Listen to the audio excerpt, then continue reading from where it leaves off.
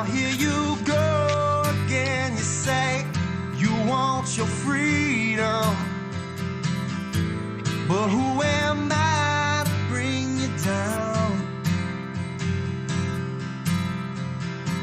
And it's only right that you should play it the way you feel it.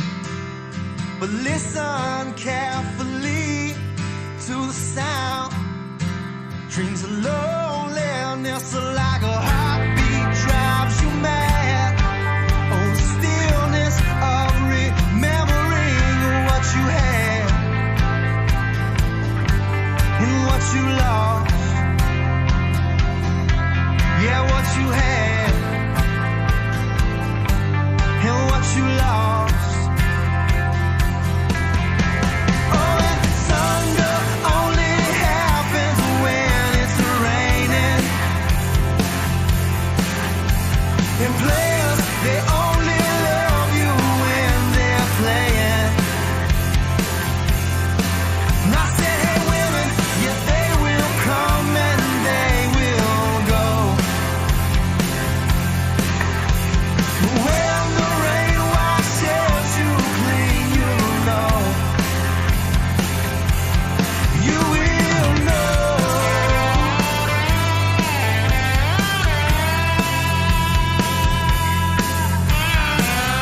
Now here I go again. I see the crystal vision, but I keep my vision to myself.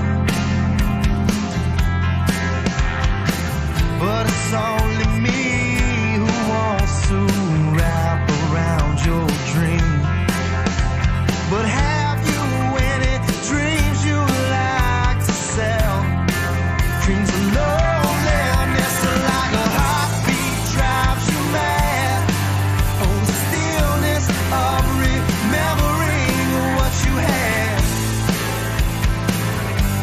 and what you lost. You know what you had and what you lost. Oh, and thunder only happens when it's raining. And players, they only love you when they're playing. And I said, hey women, yeah, they will come and they will go. When the rain washes you clean, you know. Oh, you will know.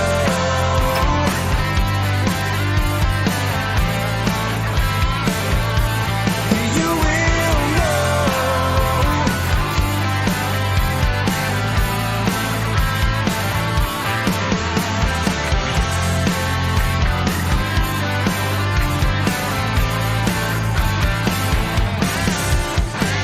Thunder only happens when it's raining. And players, they only love you when they're playing. And I say, hey women, yeah, they will come and they will go. And when the rain washes you clean, you know. Well, you will know.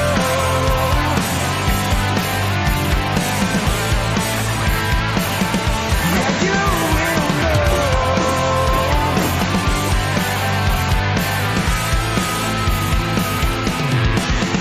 Like a heartbeat drives you mad. Like a heartbeat drives you mad. Like a heartbeat drives you mad. Drives you mad. Drives you mad.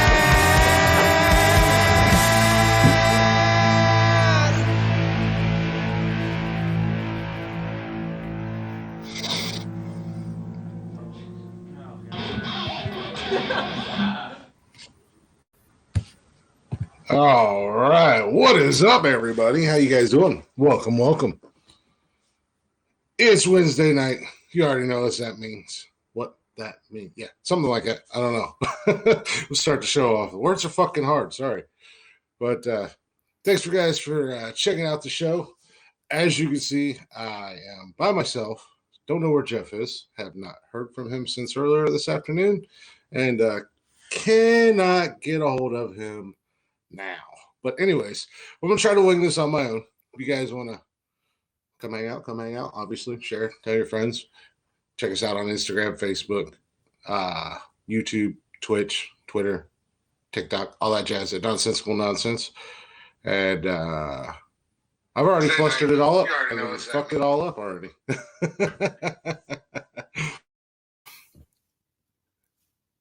Let me try that again. If you guys would like to check us out on social media, feel free to check us out at Nonsensical Nonsense on Facebook, Instagram, YouTube, Twitter, Twitch, TikTok.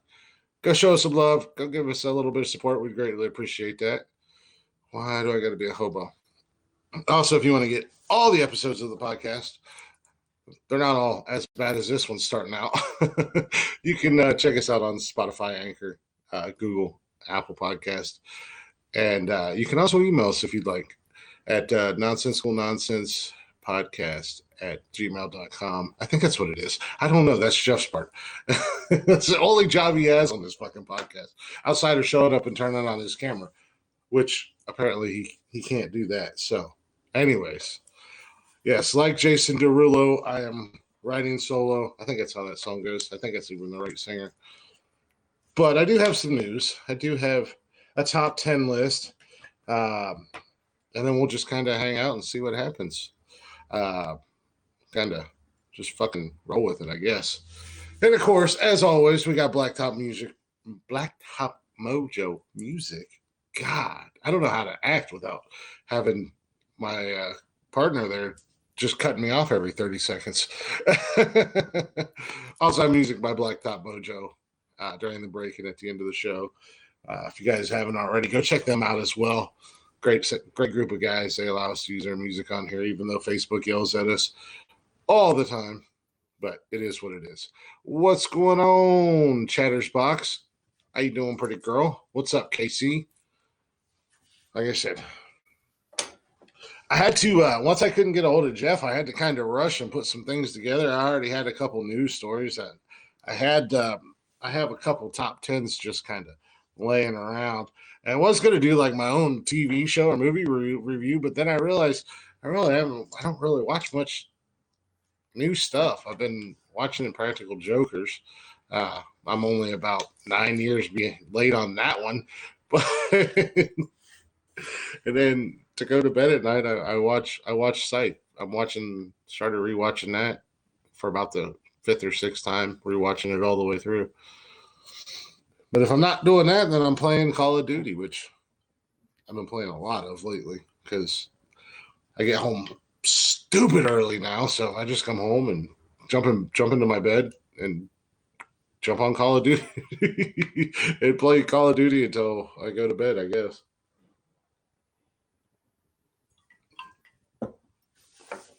So my life's pretty boring.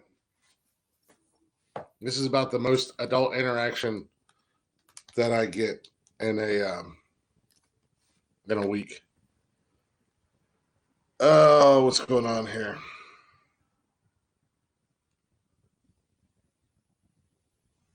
There we go. Get rid of those. But as I said, hopefully you guys are having a good week so far. I can't believe it's already Wednesday. I'm loving my new job. Those of you guys who don't know it, Jeff and I have talked about it a couple times. But last Monday, I started working for the Ohio State University down on campus. It's pretty cool. It's good to be back in maintenance again, man. It's crazy to me how much stuff I thought I'd forgotten and how quickly it came back to me. So fast to the point where they told me that I would be training with the guy for a few months. And I just found out yesterday that I should have my own buildings starting Monday. So that'll be pretty cool. Plus, it's pretty cool that they trust me enough that right after starting, they're just going to throw me into a couple buildings and say, have fun. They're yours. Do whatever you will.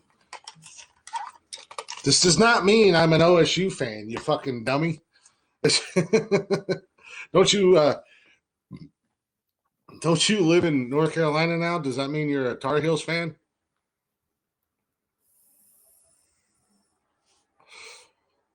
No, okay. So I know this is hard to comprehend and hard to understand.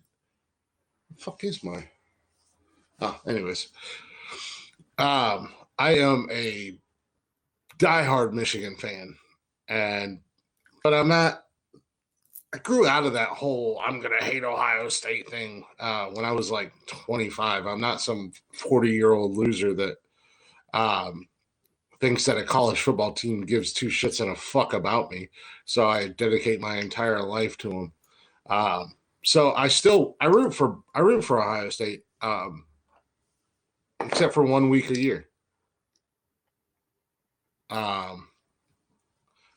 So, 1 week a year I don't root for them and I don't like them. But outside of that, I mean, I root for pretty much most of the Big Ten. I don't like Michigan State.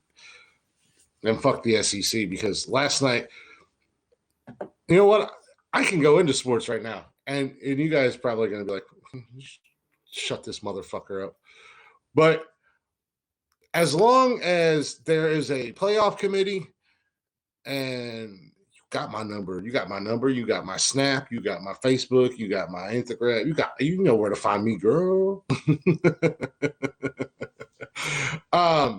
As long as there is a playoff committee in college football and ESPN holds the majority of the votes, they're going to continue to piss college fans off, because ESPN sucks the dick of the SEC like no other. And I find it very hard to believe that the country thinks that Alabama is the number 2 football team, and especially when you've got unbeatens like Oklahoma, even Ohio State. But Ohio State usually shoots himself in the face in the playoffs. They're not unbeaten, but still, I think they're a better quality team. Cincy should be given a chance. Oklahoma, they play like shit, but they win at the end of the day. And Alabama's sitting there with 1 loss, and they're like, oh, they lost to ranked number 14 A&M. Well, I hate to break it to you, but A&M wasn't ranked when they lost to them. So, no, they lost to an unranked team that got ranked because they beat Alabama. So Alabama has no business being number 2. Well, apparently my co-host just got home, so he may or may not be joining us. I don't know. So, needless to say, I'm not happy with the playoff rankings. I didn't even watch it because I kind of knew exactly what was going to happen. I figured Alabama would be 1 or 2, and teams would get screwed, and they did. So there's that. Oh, stupid ass rant. Well, Summer, you can gladly ride my face if you'd like, as much as you want. Just saying. But yes, I am enjoying being back at OSU. It is pretty cool because our maintenance office is right across the street from the shoe. So every morning I get to go in there and see the shoe lit up and stuff like that, because it's dark as hell when I get to work. So, and then one of my buildings that I'll be taking over is the library, and Bama will still be number 2. And go up on the 11th floor, and you've got the perfect view of campus, and it's like a 360 fucking view of campus. It's amazing.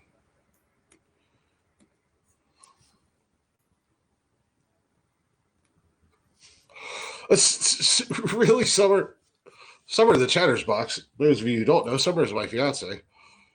It just said that she doesn't know why Pennywise is so famous for swallowing kids. She does that too. It's true, she does, but I mean, you could be famous for doing that, but I'd rather not share that with the rest. I would not. I don't know. I guess depending if money is right, we could share it with the rest of the world. Put it on video. Start an OnlyFans, something.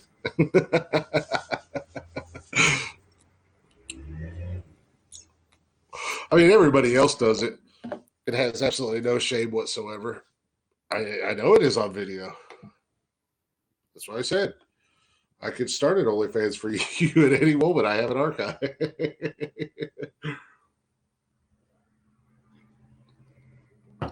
But anyways, yeah, we're not going to go down that road because I don't even know how much longer OnlyFans is going to be a thing. Because I know a few weeks back we talked about how they were going to start trying to do away with pornography, which sounds incredibly dumb because that's where they made their bread and butter at, so to say. So why they would switch and just go. I do know some porn sites do offer money for amateur videos. Some of them offer a lot of money too. Not quite sure how to go about that because obviously I've never gone down that road.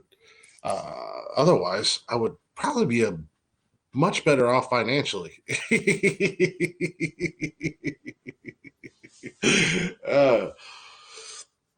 I'm too shy to do that. Or as Jeff says, conservative. I don't know. I don't understand the whole conservative thing. I don't think it's really a conservative thing. Fuck, what the hell do I know? I don't understand half the shit that comes out of his mouth. But that's me. So the only downside to my new job is that I live 45 minutes away. It's actually a pretty nice drive in the morning because there's nobody out there. It just takes so damn long. But other than that, that's fantastic. I love it. But that's boring. That's boring talk. I'm just filling time, waiting. Yeah, I just don't want to live in Columbus or around Columbus. That's the thing. I don't like living in the big cities. Newark is almost too big for me as it is.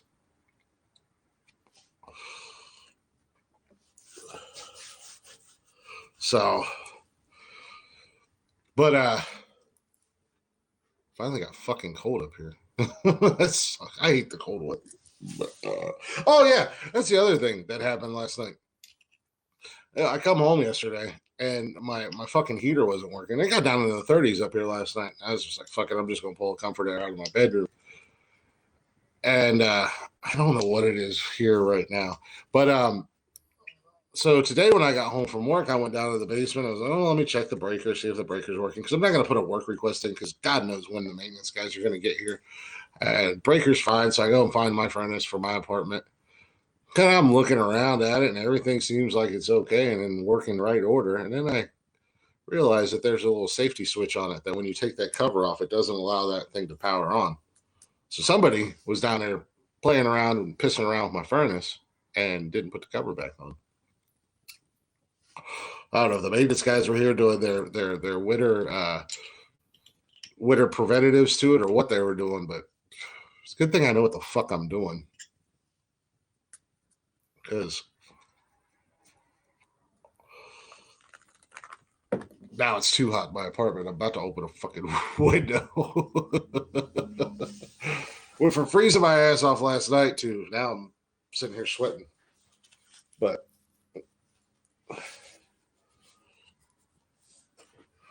hopefully you guys had a good Halloween. Took the kiddos trick-or-treating per usual. And then this weekend they stayed up. What was it, Saturday night? I think they stayed up until like 1 or 2 in the morning out here watching scary movies. I came out. I think I came out about 2 o'clock or something like that, and they were all passed out, and Halloween was on.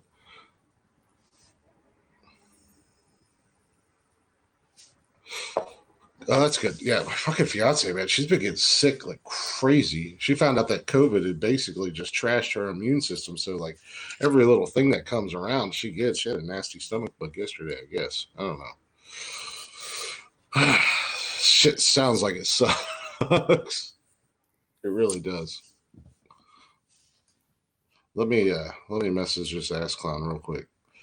Enjoy the radio or the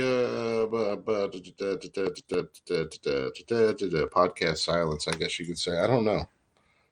I typically don't like the silence on here, but what are you going to do when you're by yourself? You know what I mean? Oh. So now apparently he's ready. Well, Jesus Christ, I started the podcast a half hour ago waiting on Now And it's a party. now you're. Oh, now this guy decides to show up, and he's not even here. He's just in the background, just fucking talking. Welcome to the show, Jeffrey. It's nice of you to show up. I mean, was it's not literally like at the grocery store. I mean, it's not like today's at the podcast day, and you had all day long to go to the grocery store. Because it's not like you were promoting the show today or anything like that. I was working all day today. What did I miss? Nothing, man. I was just talking shit about you. Yeah, basically. I literally had to go to the grocery store because there is no food in this house. Like literally, I had a thing of rice, so I had to go to the grocery store. I know how that goes. It's not like I didn't have cash. It's just I hadn't gone to the store, kind of thing. Yeah, I have food in the house. I just don't have like I gotta make stuff up. You know what I mean? So like right. Last night, but yeah, I mean, like we had no meat or anything like that. So like I have food in the house, but it's not like do you want to eat a thing of crackers or do you know or do you want to go to the store and get food so we can actually cook, kind of thing. And then I have a bunch of like side shit. They do a really cool thing here at some of the stores. When you buy meat, they'll cook it right there. What? Yeah, you go into the store, you buy meat from go around. You buy meat from the store and go out, and they have a barbecue there, and you just sit down and you wait, and they'll cook it for you. Really? Yeah, it's really cool, and it doesn't cost anything. You give the guy a tip. Yeah. No, Summer, you did not tell me that you were hallucinating. That makes sense why they kept 30 you minutes then. ago. What's hallucinating? What about Summer got a really bad stomach bug last night. And, yeah, I commented on the thing she put on Facebook. I was like, what is it? You're catching everything. Yeah. Well, she wound up going to the ER yesterday. Oh no shit! Apparently they kept her longer because she was hallucinating. I didn't know that she was hallucinating until just now. But apparently, what they told her is because she had COVID or whatever, for the next little while, it has completely wrecked her immune system. So she's going to catch everything. Which kind of makes me nervous. Mm-hmm. Because I've recently had COVID. So well, you don't have to worry about it because you shaved your beard. Yeah, exactly. See? Summer, you should have just dragged a razor across your face. Apparently, it's a cure-all. Yeah, you shaved your face and your head, so yeah. That's the thing. She needs to shave her head. Yeah. No, let's hope no. It's a nay. Yeah. No shaving of the head. She said she filled 3 small garbage bags with vomit and 2 hospital barf bags. That's a lot gross. Of puke. Yeah, but you know what? She was super dehydrated. The ultimate diet. Oh, I mean, there's that. I guess there is that. Yeah, it's like the ultimate. It's the ultimate. I mean, granted, you drink water with it, you'll just puke up water, but it is the ultimate diet. Oh, yeah. No, yeah, like I said, you didn't miss much. I just kind of did the introduction. It took me about 17 tries to do the introduction because I didn't know how to act without some jackass interrupting me, trying to get through the introduction. You couldn't get the email out correctly? Is that what you're saying? No, I got the email out correctly. I think I did anyways. You need me to do the email thing. Well, that's what I said. That's what I said. You literally have one job for this entire podcast. Well, you have 2 jobs.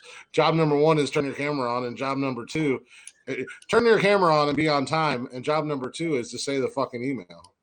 Well, the thing is like Tanya got home and she's like, "How long do we got?" I said, "Well, we're going to go at 5." And we were in the checkout line at 4:30. And I was like, "Oh, we got time." And then the guy that was cooking the meat, it doesn't take him that long. And we literally went to the closest store. I could literally walk there in 8 minutes. 8 to 10 minutes. But the problem is like he had to throw more charcoal on. And I was like, "Come on, dude." I was like fucking pissed. Yeah. And then we couldn't get a cab to save our life. So it was like, and then of course you got to unload stuff. And as fine as I am of putting away stuff after the podcast, I can't leave the meat and the chicken out because that's just gross. So I had to put that away. Put it away. Yeah, well. No, I told the kids to do it. See, but that's a great thing about when I go to the grocery store. Usually, even when summer comes up here, we'll go to the grocery store. Well, no, we don't take the kids. God, no, we don't take the kids with us. Fuck no, no. But we'll text them or message them on our way back home.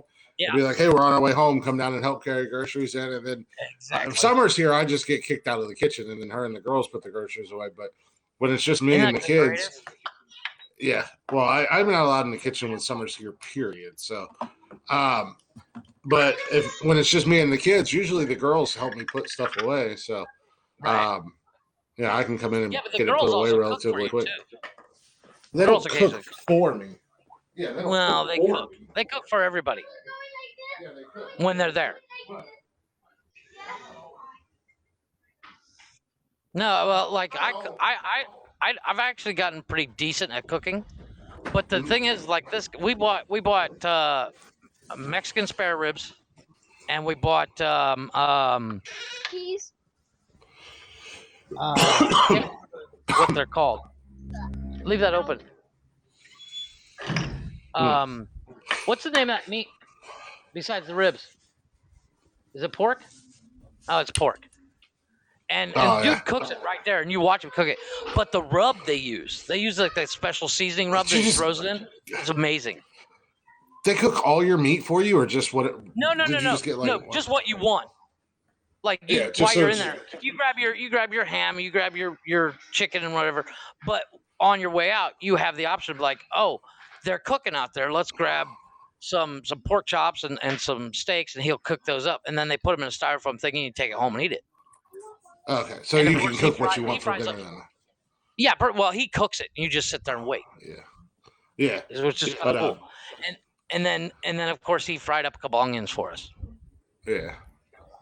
Now, like I said, the girls don't always cook. The reason that they started cooking was because I'm trying to teach them some life skills. Well, no, of course. You know, as I've said in the past, that was one of the greatest things that I can remember of my mom doing. Probably one of the only good things that, with all her flaws, was the fact that she taught me how to cook. Right. Because I have friends that did not know how to cook, and when they moved out, I still have friends that don't know how to cook. Yeah. I don't even know if my sister can cook at this point. My older sister used to burn water. Yeah. Well, but, it's like my dad's idea of cooking was he'd boil hot dogs, cut them up, and put them in instant macaroni. He's like, that's the Dave Hawk special, and I'm like, yeah, I'm good. But so I teach them. I've taught them how to cook, and then I have them. They don't cook all the time, especially now since they're only here on the weekends. But I want to have them have that in their head that they can, when they move out. Much like with my oldest daughter, once she gets her permit, I'm going to do it with all the kids. But she's going to learn how to change a tire. She's going to learn how to put gas in the car because there's a lot of fucking kids. I don't care if you don't teach her how to drive standard. I will literally come up there and punch you in the nose. Well, and that's the problem. Even if it's only emergency situation, everybody should know how to drive standard. Because in an emergency situation, if you don't know how to drive standard, you're fucked. Well, and that's not really the case anymore because a lot of cars are not standards anymore. They're not making them like they used to. That is true. So now granted, if I down the road, if I buy an older car or an older truck, I'm going to definitely teach them how to drive it. Right. But I'm not gonna go buy a car specifically to teach them how to drive a standard. But like the little things that, the little things like changing a tire, obviously putting gas in your car because there's a lot of fucking kids. Yeah, that kind of stuff, which is the bare minimum that I can do when it comes to a car. Exactly, the basics, and the changing a tire thing is super important because I've had those moments where it's like you blow a tire and you're in the middle of fucking nowhere, and thank God I know how to change a tire, You know, Yeah, I mean, I'm exactly. not saying that they know how to change their own brakes, but that's the thing too. No. Well, I mean, no. It's My kid knows how to change brakes. And again, on a lot of these new cars, it's not as easy as it used to be. Oh no! I mean, not almost everything. Apparently, in some Mercedes, if you disconnect, well, obviously they don't really have it there anymore, but in like the late '90s, the late '90s, if you disconnect the cigarette lighter from a Mercedes, the car won't start. Yeah, it's a little, and a lot of these cars are all computer. Right. Yeah, a lot of these cars these days are all computer. So, little life things like once she starts working, that makes sense. And once she starts working and she's driving, she's going to pay her car payment. She's going to pay her car insurance. I'm going to have to teach her how to maintain her checking account and everything like that. Because I was never taught how to manage bills or anything like that. And when I moved out, I mean, I moved out our senior year. I moved into my first place at the beginning of our senior year. And man, those first few months, that shit was rough. When bills were coming in and stuff like that. You get your big old check and you're like, fuck yeah. And then the bill collectors come and then you're like, wow, I got $3 left. Yeah. Well, I didn't have that problem back then. But no, but you know what I mean. But yeah. But it was just a matter of managing it and how to pay your bills and stuff like that. You also gotta one of the things I learned right off is like the little things that get you. Like when you when I first got cable, granted it's different now, but it's like, oh, it's only an extra $2 a month for HBO, and it's only an extra $2 a month for this. $2. Those $2 add up fast. Yeah. Well, that's a great thing. I mean, live for the kids now. I mean, she don't have to worry about cable. She just got to get internet. Yeah. Just get internet. I mean, you get internet when you get your own place, and we've got Netflix, Prime, Disney, HBO, and Uncle Jeff knows all the free sites that give you free movies. Yeah, exactly. I'm sure when they move out, they're like, "Hey, Uncle Jeff, what's that website?" I'm like, "Oh, yeah." But so that's that again. That's why I taught the girls how to, or I am still currently teaching the girls how to cook, so that they know when they move out, and they're not spending $100 a week just on eating out all the time. You know what I mean? Because that shit, it really does. It adds up quick, and you don't think about it because you're like, $10 here, $10 there, yeah, exactly. Because you're like, oh, $10 now, or I go to spend $400 at the grocery store. Mm-hmm. But if you literally eat out every meal, that $10 a meal is $40 real quick because you also buy snacks when you get home. Yeah, exactly. So $40 a day on food is like a lot. Yeah, and like trying to show them in the grocery store that you don't have to buy the most expensive. They're not really comprehending that right now because generic works just as good as it tastes. It tastes just the same. They're not really. I'm not saying you can't buy Lucky Charms, but you can buy Bob's Lucky Charms. Yeah. And you might get fish sticks in Bob's Lucky Charms. Yeah, exactly. Exactly. First of all, Summer will go to the grocery store and spend $900 because Summer has to have all the name brand stuff. Yeah. Which I'm like, you know what? I don't even argue. We actually ran into that problem today. Mm-hmm. I was told, go get spaghetti. I grabbed spaghetti and I didn't think about it. I just looked at it. I said, look, this is 800 grams. That's perfect. I only need 2 of them. Yeah. But they were $2 a piece per bag, where the bags we eventually got were like 70 cents a bag, and I had to buy 4 bags. Yeah, exactly. So okay, first of all, Summer, I was not aiming that at you. I was just saying in general. I was trying to teach them. I would try to teach them how to shop on a budget and not go crazy. Send it to Chris. Summer said she is very specific on her brands. And ranch, you don't buy that cheap shit. All ranch tastes the same to me. Oh no, you got to buy Hidden Valley. Sorry, I'm sorry. I disagree with you there. It's got to be Hidden Valley. Send it to Chris because he will not understand it. I'm explaining it to you because it's in Spanish. I might have to have you jump on here real quick. No. Tanya's got a what the fuck news. She's got a what the fuck news, but it's in Spanish, so you won't be able to understand it. She said. That's what I'm explaining. Okay, see if you can hear. She's gonna. I'm gonna explain. You don't have to be on camera. Just talk. No. Just give me the headline, and I'll see if I can find it. she's run away because she knows you can hear me if she starts talking. If we be quiet, you'll be able to hear her. And she's like, nope, and so she just ran away. She's like, no, I'm out. It was really good. We'll save it for Saturday, and I can translate it. I can on that. Okay. She said, give her 2 minutes. Yeah. Tell me during the break, and that way I can do it during What the Fuck News. Yeah. Okay. So when we go on break, she'll explain it to me. That way we don't have to break podcast while we just sit here and watch me stare at her. Yeah.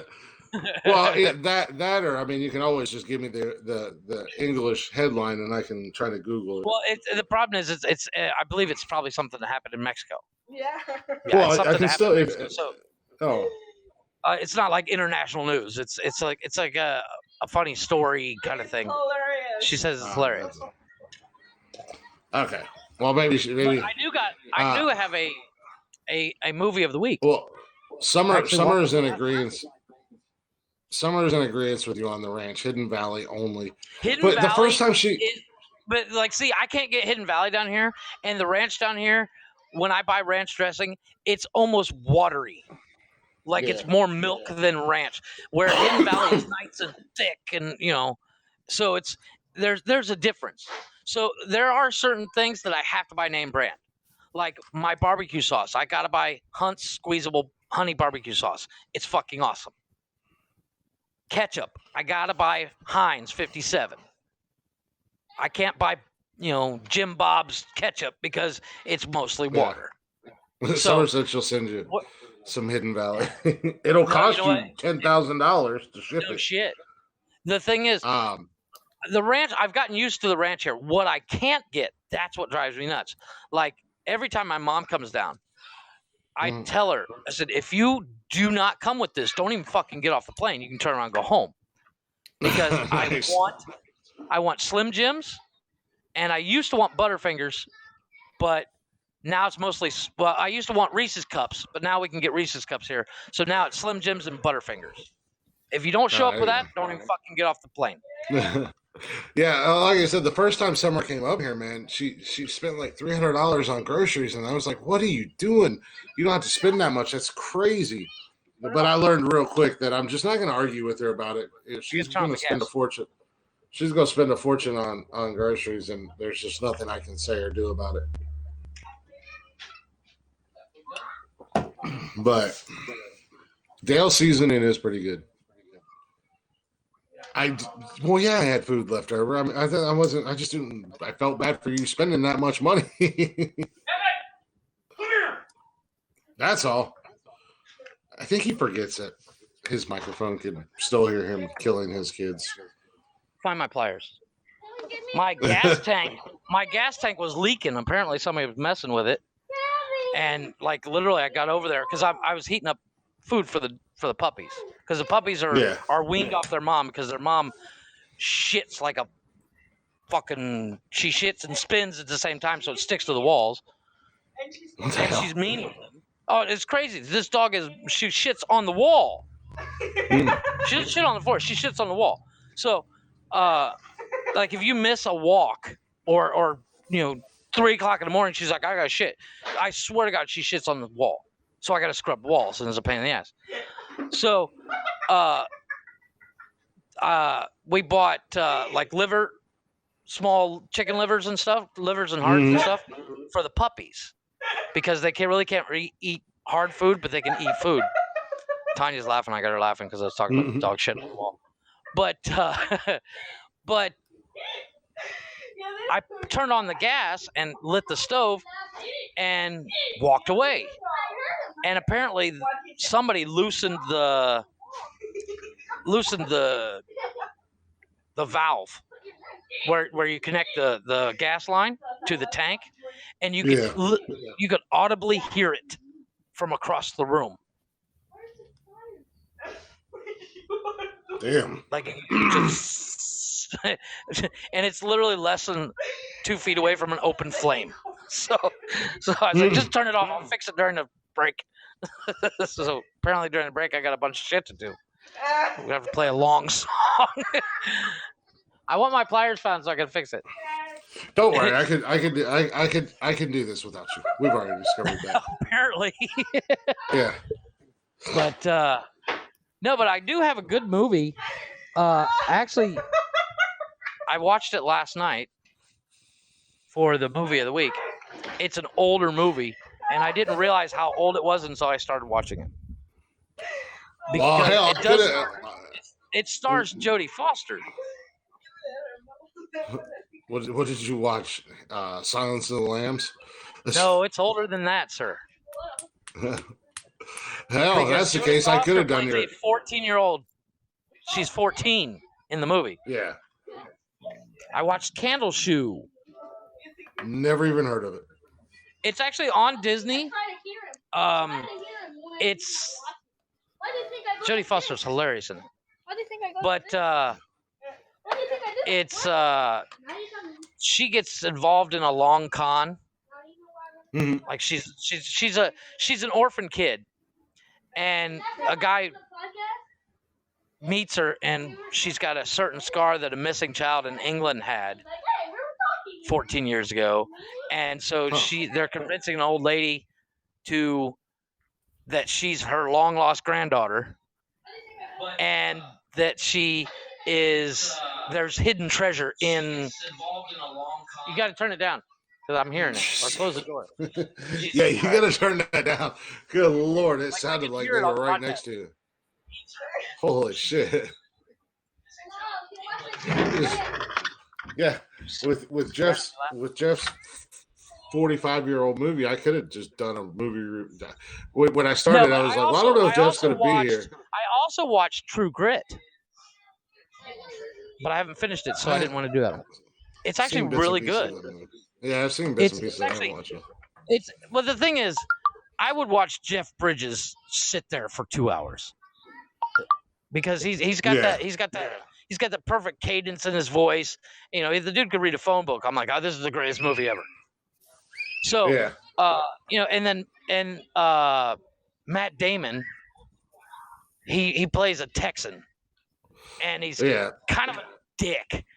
But that one point, Matt Damon, it's about a girl that trying to find the guy that shot her father. Yeah, I've seen. Like I said, I don't know if I've watched it all, but I've seen. Matt Damon rips her off the fucking horse at one point and starts spanking her ass. What the hell? He's like, it's time to, because she's like the girl is like 13, 14, but she's really mature for her age, and she's bossing them around because she's paid Jeff Bridges' character, and Matt Damon jumps off his horse. He's like, that's it. It's time you learn to mind your elders. And he rips her off this horse, puts her over his knee, and he starts grabbing a switch. He's smacking her ass. and Jeff Bridges is like, all right, that's enough. And he pulls out his gun, and he's like, I will shoot you. It's fucking hilarious. But it's I haven't finished the movie, but that's why I didn't want to use it. But I watched Candle Shoe last night. It was funny. Again, that movie's super old. Well, that's why when I was starting to show it, I was kind of old movies. It's not like I don't want to do a movie that everybody's seen. I want to do something that makes you actually go see a movie. You know, that's the point. Well, pick good ones. I'm going to pick a 45-year-old Jodie Foster movie that was on Disney when most people have never seen a Jodie Foster movie, nor do they want to unless they watch Silence of the Lambs. At one point in the very beginning of the movie, Jodie Foster's running around New York, and it's New York because she's on Wall Street, and she's got bell bottoms on, and I was like, Jesus Christ, how old is this movie? In the very beginning of the movie, she's standing there in bell bottoms. I'm like, fuck, I might have fucked up. Yeah. Well, that's what I was saying at the beginning of the show. I was like, I got a top 10, I've got news, but I don't know if we're going to do a review because I don't really watch anything other than Impractical Jokers, which I'm like 9 years late to that. And then when I go to bed, I watch Psych because I started watching that from the beginning again for like the sixth time. But outside of that, I'm just, dude, I've been coming home from work and that's our duo. A little bit, but as much as we both want to be Sean, I'm sure. I'm more of a Sean because I'm the one that gets you into trouble. Not that either one of us is Gus, but you know, I'm the one that will talk us in and out of trouble. Yeah, but since I started working, Walmart's. Yeah, together. Well, since I started working back at OSU, and I get home so early, I just come home and play. I've been playing Call of Duty, like every day this week. I refuse to play until Plunder is there. Till Plunder's back on, because that's the only thing I like to do. Because anything else, I just get shot, and I'm like, well, fuck, now I got to start another game because I suck at it. I downloaded a new game last night just because it was on the Game Pass, and it's an old Xbox 360 game, but it's Alan Wake. I can't remember what it's called, Alan Wake something or another, but it's like this video game where your main character that you play was a writer, and he gets sucked into this parallel universe where his doppelganger is a bad guy, and he can basically rewrite things. And then there's like these shadow monsters that are like the John Candy movie Delirious. Yeah, well, it's like a Twilight Zone episode, and the way that the guy's cadence and the way he talks sounds like the narrator from the old Twilight show. Okay. So yeah, you got all these like shadow. They call them the Taken. They're people, but they can only be in the darkness and the shadow and stuff like that because the light hurts them. I don't know. It's a really weird game, but I wound up getting sucked into it. You're safe if you carry a flashlight. And he does the whole time. That's your weapon. You can pick up weapons. It's not a gun. Yeah. It's a fucking flashlight. No, you pick up guns and stuff because the light won't kill them, but it stuns them and kind of slows them down and weakens them. Okay. So yeah, you got weapons. You can pick up all these different guns and stuff like that. I don't know. It's a fun game. I just got sucked into it for like it's one of those games that yeah. No, I get that. I know games like that. That's like when I first started playing. I know you're going to give me shit for to mention again, but when I first started playing Days Gone, it's the same thing. You get sucked in. And the storyline in Days Gone is actually really good. And then the gameplay is just as good. That's how that, I can't remember the name of it.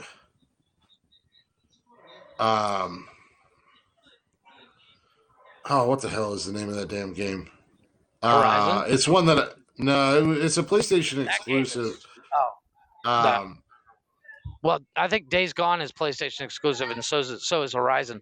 Horizon is really good storyline, but it would take me the entire episode to explain the game. Because it's like 3,000 years in the future, but everybody dresses like it's 1490. You know, it's like you use a bow and arrow, but you actually just at one point you explore old buildings, and the animals aren't animals; they're machines. Like there's a giant ostrich machine. It's a really good fucking game, and the storyline is amazing because she's trying to find this doctor that's apparently she's a clone of this doctor. Is what you find out eventually. Spoiler. Last of Us is the game that I was thinking of. Oh yeah, I've wanted to play that. Which was a really good. Yeah, which was a really good game. The storyline was amazing, and it completely sucks you in. And then they just did a second one a year or two back. But I refused to play it because I seen some videos of it, and during the gameplay videos, and one of the main characters gets offed in a pretty violent way.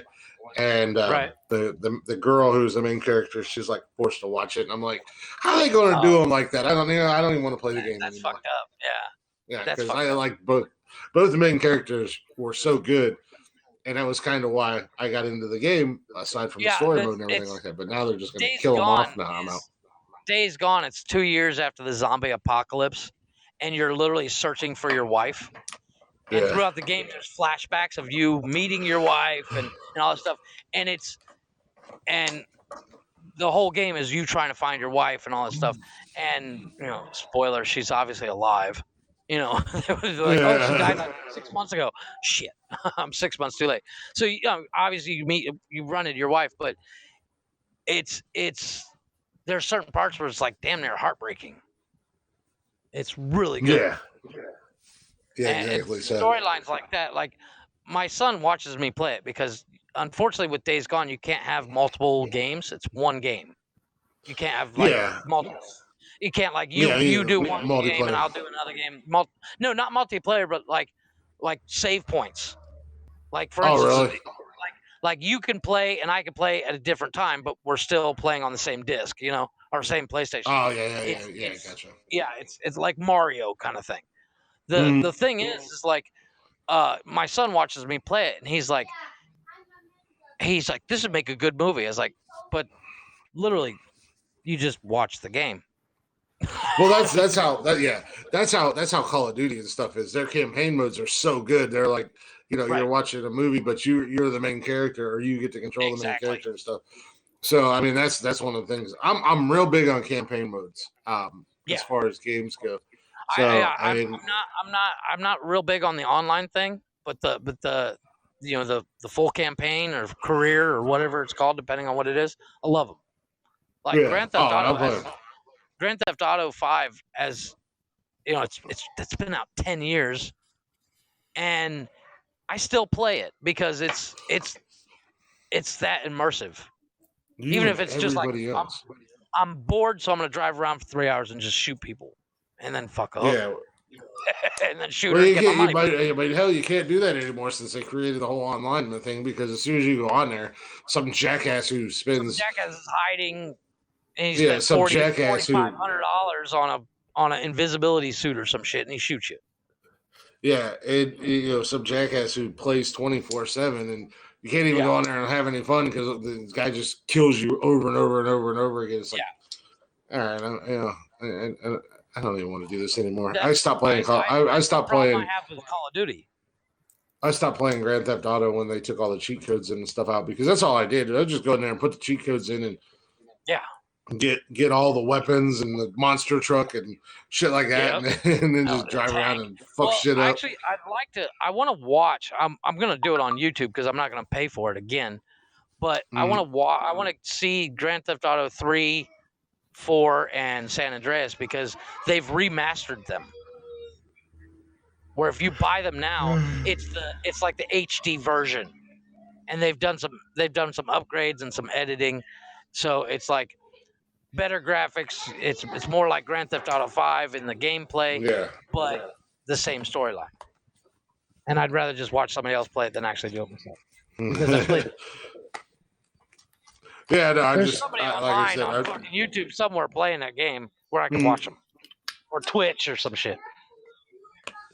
Yeah, I've just been kind of mindlessly playing Black Ops or Call of Duty lately, just because it's not like I have anything else to do with my life other than just to come home and play video games. So at this point, sounds rough. It's a tough job. Somebody's got to do it, right? Yeah. It just gets old. I moved the Xbox into my bedroom last week just so I could have a change of scenery. So I wasn't. Well, it was more so I could have a change of scenery because other than that, I come home and sit in the living room and I stare at the TV and the wall. And if I go in my bedroom, at least I can. You want to turn on the TV, stare at the lie in bed and stare at the TV. Mm-hmm.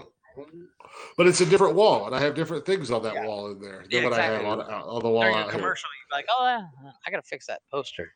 I got Donald Trump pointing at me, telling me I'm the man. You. Hey.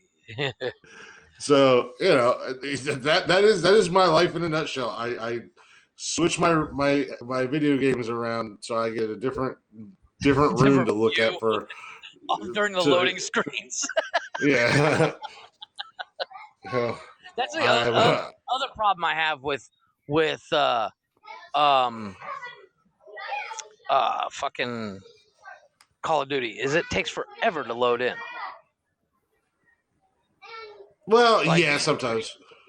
To get it. And then, like I said, if you're doing whatever it's called, where last man standing or whatever it is, you get killed the first 5 minutes. You're like, fuck, I just waited 20 minutes to load the screen to die right away. Mm-hmm. This is dumb. So it just pisses me off. Well, I mean, that's why you got to play more. That you can stop dropping into the hot spots where everybody their fucking brother drops into. I never drop in. I'm literally either the first or the last out of the helicopter every time. Well, that's the problem. You can't be one of the first ones because push me out.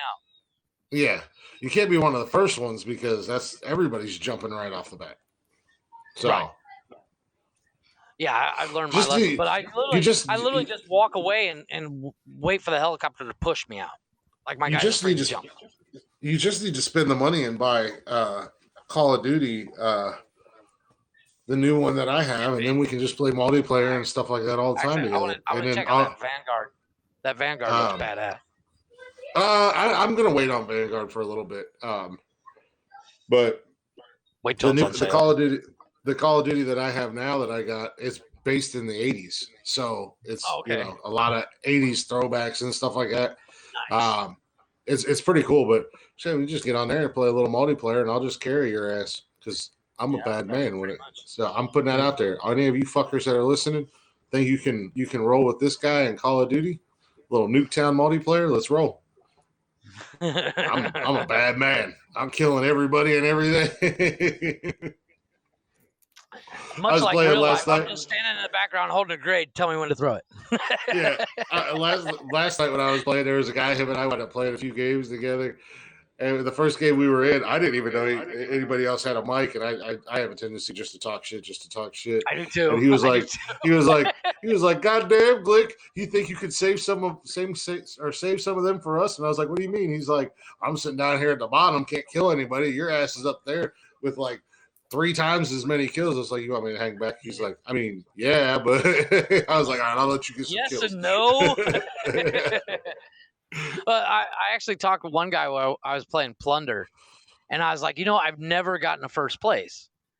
And he's like, "Well, let's fucking do this, man." He was apparently on my team. I didn't even realize it. And him, me, and another guy ended up taking first place because we just went out to and I was like, "My buddy Glick told us if we go to the prison, there's a shit ton of cash there." He's like, "I already cleaned it out." I was like, nice. He's like, "Get in the fucking helicopter. We're going somewhere else." He says, "We're going across the map. There's another fucking spot." Yeah. I'm usually the top 3 of that game all the time. Yeah, I'm usually like 100 grand shy or something like that. Yeah. But I'm usually teamed up with some asshole that just wants to shoot people as opposed to collect cash. So me and somebody else has got over $500,000 a piece, and this motherfucker's got like $6. Yeah. I'm like, Jesus Christ. That's the biggest thing about me. I don't ever take that game that serious. I play with some guys. I've played with some guys that take it way too seriously. Where I'm just like, I'm just in here just to talk shit and just fucking. I'm just here to shoot stuff because they don't let me do it in real life. Yeah. I'm here to chew bubble gum and kick ass, and I just ran out of bubble gum. That's right. No, but yeah, I finished Kim's Convenience, and the show I was talking about on Saturday. Yeah.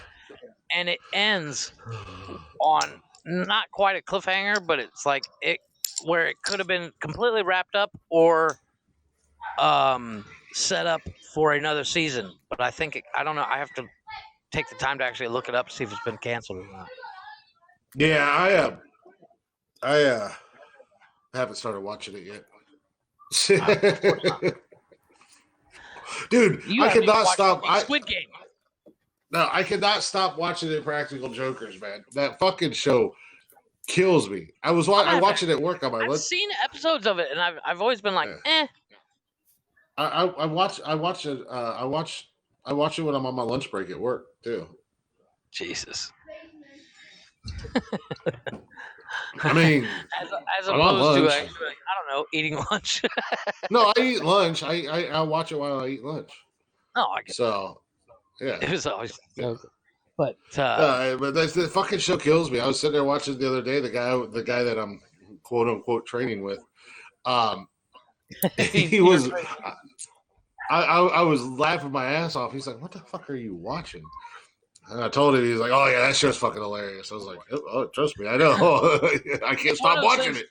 It's that's the thing. Is like, when I watched Game of Thrones, I waited till the final season came out before I started watching, because one of the things I hate, and I have this problem now with a couple of shows, is I watched the first season. Like I watched Turner and Hooch, and I thought it was hilarious. It was good. Mm-hmm. It wasn't great, but it was what it was. We're spoiled. And exactly. And I'm like, fuck, I need season 2. Yeah. I mean, that's what it is at the end of the day. We're spoiled because when we were growing up and we were kids, we literally would, Friday nights was TGIF. And it was a new episode every Friday night. And we waited for it. It was not even that big of a deal. Or whatever other shows that we watched. And then all of a sudden the streaming came on. And you're like, wait, I can watch 6 seasons in a weekend? Exactly. You tell me if I don't move from my seat and I just hit okay every 3 episodes. every mind your business, Netflix. Yes, I'm still watching it. Well, actually, they changed that. They actually put a third option where it's like, don't ask me again and play it. Yeah. I was like, nice. Well, Prime does that. It'd be like, because I wake up every morning. Every 5 episodes. Yeah, I wake up every morning because I just go to bed with my TV on watching whatever I'm watching. And I'll wake up every morning and it's like, are you still watching this? No, actually, I went to sleep. But thanks for asking, Prime. I fell asleep 40 episodes ago, but okay. Yeah. I'm good. But no, I don't know, something about Kim's Convenience. The argument between and I wish I would have saw it when we talked about it on Saturday, but there's an argument between the Korean dad, his Indian friend, and his daughter about what the sound of frog makes. Because what's the sound of frog makes, Chris? Ribbit. But in a different country, it's something else. It's an odd concept when you think about it, but like I can't really think of an example except for the Kim's Convenience ones. But apparently in India, it's more of a prr, prr. And I mean, but they don't say they don't say ribbit. They say prr, prr, like a frog. Yeah. Where we would be like, he ribbit like a frog, and they were arguing. They were arguing about the fact that he says, can you believe that our kids don't know what a frog sounds like? And he's like, yes, a frog sounds like burp, burp. And he's like, no, it goes burp, burp. He goes, no, it's burp, burp. And they argued about it, and the daughter comes out and she goes, it's ribbit. And they're like, oh my God. And they fucking freak out. It was so funny. It's like they do like a quick opener and then they show the opening titles and then goes into the show. And that's what they did that on like the season 5, episode 3 or 4 or something like that. And I laughed for like 20 minutes after of them sitting there arguing about it. It's so funny. I'm pissed that I finished the show. That's the other problem, is if you watch a show that's been canceled and you don't know it's canceled until you get to the final season that's there, and you're like, what do you mean it's been canceled? It leaves on a cliffhanger. Yeah, right. Yeah, I was going to watch that show, but I found out it was canceled. What, it's canceled? But I'm like 75 episodes in. Yeah, right, exactly. I want to find something. Well, and that's the thing that sucks. I mean, you get into these shows and then they just abruptly end, and it's like, well, what the hell? Well, what the hell's going on here? It's harder nowadays for a show to actually granted, it's not uncommon for back in the day, like Fresh Prince of Bel-Air, which was one of those TGIF style shows. Yeah, it was what 10 seasons. Or 8 seasons or whatever. Yeah, I don't know how long. Not uncommon back then for a show to do multiple, even a shit show, to do multiple seasons and then be able to wrap it up, because it was like either watch this or stare at the wall. Mm-hmm. Because there was only 3 channels. Now there's so much competition. A good show gets canceled after the first season, and you're like, fuck. Yeah, exactly. It's like, God damn it, I was enjoying that. Now it's gone. Now it's gone away. Like literally, I watched that that show I talked about the other day where the guy the Upload, and I finished the season, and I literally got done, and I was like, please tell me they're filming. Like I'm scrolling on my phone going, Okay, season 2 has been filmed. They're editing. I said, okay, cool.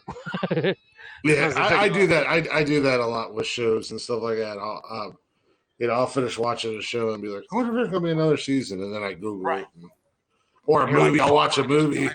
I'll watch a movie. Part 2, right? And they'll leave it with like, well, I mean, they kind of answered everything, but at the same time, there's still someone. The guy's not dead. Yeah. Then you go in there and Google it. I've noticed as of late, there's a couple of movies on Netflix that would have been better as TV shows. Mm-hmm. The movie with Will Smith and the ogres. Oh yeah, that would have made it. It's called Bright. Would have made an amazing TV show. They could have dove way deeper into that. And I think that was talked about originally. And I think they're supposed they had talked about a sequel to that movie. I don't know if they're ever going to move forward with it or not, but they did say something about a sequel to that movie. But I guess originally they had talked about making it a like a limited time miniseries or something like that. Yeah. Right. Yeah, even something like that would be great. Well, actually, I heard a rumor, and I don't know how true it is, but the man of a million movies, Mr. Nicolas Cage, is supposedly signed on to do National Treasure 3 and 4 and and show up in a miniseries of the same name. I have not seen either one of those movies. I love them both. I'm perfectly fine if they don't do 3 I don't know what it is about a Nick Cage movie, but even a bad Nick Cage movie is better than watching a good Tom Cruise movie. I don't know. Did you ever watch that Willy's Wonderland? No, I still haven't seen it. I need to see it. I mean, again, it was a. What, are you talking about Top Gun or are you talking about Willy's Wonderland? That's the point. Even a bad Nicolas Cage movie will spark more of a conversation than a good Tom Cruise movie. It was a bad movie, but it was one of those. It was so bad that it was kind of good. Because not to shit on the guy at all, because I love the man. He's a genius. But Drive Angry, one of the funniest. It's not supposed to be, but it's one of the funniest Nick Cage movies ever. Yeah, I don't think I've seen that. I have looked it up, but I don't think I've ever watched it. Oh my God, it's so good. He's driving a blacked out, full matte black 69 Charger, which is like the Dukes of Hazzard car, right? But it's not his car. It's this chick that he helps out. But he's actually escaped from hell or all this. It's a weird movie, but at one point he's in a motel. They're in a motel and they have separate rooms, and he's fucking the waitress with the sunglasses on, and he's barely moving, and she's riding him like it's the last 8 seconds of Lane Frost's career, Yeah. And this guy comes in and starts shooting, and Nick Cage, without missing a beat, is still able to shoot the guy and continue to fuck this broad. It's so fucked up. Like, you're watching it going, wait, is he actually enjoying himself or? What's going on? It's a weird movie, but it's one of those Nick Cage movies that, like, dude, I gotta watch that movie again. I think it's on Netflix. That's where I saw it, was Netflix. Much like Nick Cage needs to do. We're gonna take a real quick break. Yeah, I'll go fix the come gas. Back. Find out. You go fix your gas. When we come back, I'm gonna jump right into a top 10 list. I got a pretty cool one that I've been sitting on for a little bit. Nice. And then right from that, we'll run into what the fuck news. We'll let Jeff. I'll tell this whatever story. We'll get that out of the way real quick, and then bear with me. I got a couple news stories, but I'll send you this because it's also got pictures, I think. So I'll send you this as well, or I'll try from her phone. Okay. So you can actually see it. I might have to do it. Well, we might have to put it on the Facebook page. But something. Roll that Bill Bean footage. Got a little blacktop mojo for you guys. Enjoy this. It's off off their new album. Go stream the shit out of it if you're not already. And we'll be right back here in just a few minutes.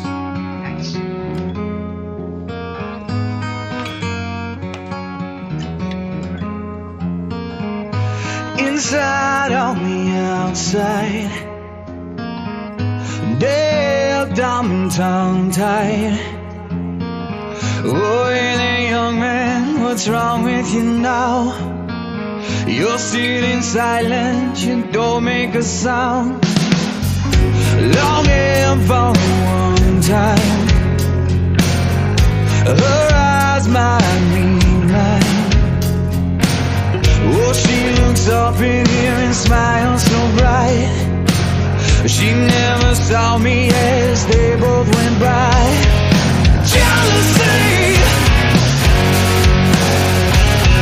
it's killing me. I'm drinking poison, hoping I don't choke. Across the room, I feel so alone now. Jealousy, jealousy. Why can't she see? Why him not me? Oh, they dance round the room and she holds them close. If I think it loud enough, do you think she'll know? Jealousy,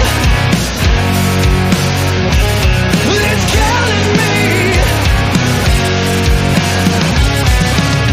I'm drinking poison, hoping I don't choke.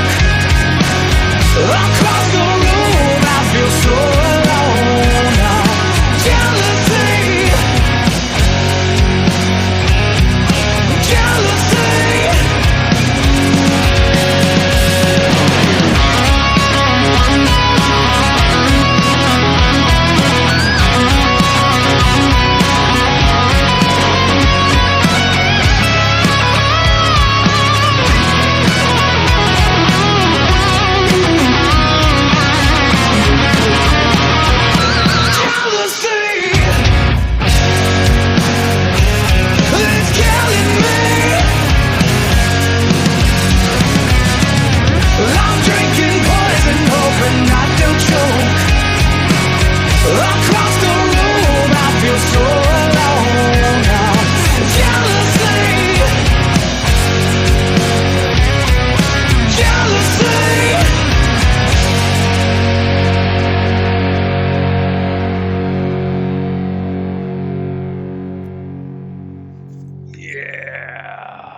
Hell yeah. Oh, yeah. That's a good song. Not my favorite, but it's a good song. All their songs are good. I don't know what the hell you're talking about. Anyways, welcome back, everybody. Took a little breaky break there. I went out and scarfed some food down my gullet real quick. I did too. I grabbed a piece of meat and I was like, I'm caveman style. Well, I cooked my dinner tonight. I was like, oh, I got time to eat. And I was like, oh, shit, it's almost 6 o'clock. I guess I don't. So I just put it in the microwave and whatnot. I figure I can warm it up real quick when we get done. Well, I'll wait till we get done. Then I can actually sit down and eat and all that jazz. Yeah. But as I said, welcome back to the show, everybody. If you're not already, and you can be so kind, go check us out on social media. You can find us at Nonsensical Nonsense on Instagram, Facebook, Twitter, TikTok, and YouTube and Twitch. And you can also get every episode of the podcast on Anchor, Spotify, Google Play, Apple Podcasts, basically anywhere and everywhere you listen to podcasts at. All you have to do is just Google Nonsensical Nonsense. Go give us a liking. Go give us a pounding. And give Jeff his double thumbing for the week. Because we all know how much he enjoys that. And then if you want to, you can email us at nonsensicalnonsensepodcast@gmail.com. Yes, you give me that. You can email us. Yeah, you can email us at the email account that he just rattled off. If you'd like to be a guest on the show, or reach out to us on Twitter, or if you want to give us some money and we'll we'll tell you everybody how fantastic your product is. Or if you just want to personally, whatever. If you just be like, hey, here's $200 or here's $7,000, tell us tell everybody how great I am. We will make you the king of the world. Yeah, you are so great. But real quick, 7'12". He's got to drive a truck so his cock can fit in it. You know what I mean? Speaking of guests, if I could find the goddamn motivation, I do have 2 people to reach out to. But then I was talking to another guy on Twitter. He does a couple shows on here. He does a podcast as well, and he was a professionally trained wrestler, like WWE wrestling. So nice. He'll probably be coming on here in a few weeks. You and I gotta figure out a date and let him know. And then in return, he said he wants us to come on his football show, and I said, well, it'll be me. So I'll just sit there the whole time going, I don't know what they're talking about. Yeah, so it'll be me. I'll go on his show, and he does a weekly football show and whatnot. So I'm gonna go on there for him and hang out and talk a little actually foosball, watch football, but I doubt it. But so we got some things. Got some things in the I got some things in the work. I won't say we, but I have some things in the works. We as a for podcast, you for as us. main producer. Yeah, I am in talks with a couple people that want to show up, but they want to talk about their business, which I'm fine with. But the problem is their business is you would sit there. It'd be like me showing up on that football podcast. Well, sir, that is what we call sponsorships, and then they can give us money, and we will talk about their business. That's what I said. I said, well, if you want to drop a dime, like 10 grand. Well, let's not get crazy. Nobody's going to give us. But I said, look, I'm all down for having somebody on the podcast, but if you just want to talk about your business, it's kind of like buy ad space, sir, and then we can make an ad and we can run it during the show. Yeah, right during breaks, before the show, at the end of the show, we can have a couple different ads, and we can run them at the beginning, middle, and end of the show. But no, like I said, he would be more of a guest for when I finally get KT Cam's garage up and running. Yeah, because and great guy, and I think he'd kill because he'd be like when you and I talk, where we talk shit. He'd be right there with us the entire time. I know he would. But it's like, Chris's eyes will glaze over when you start talking about motorcycles.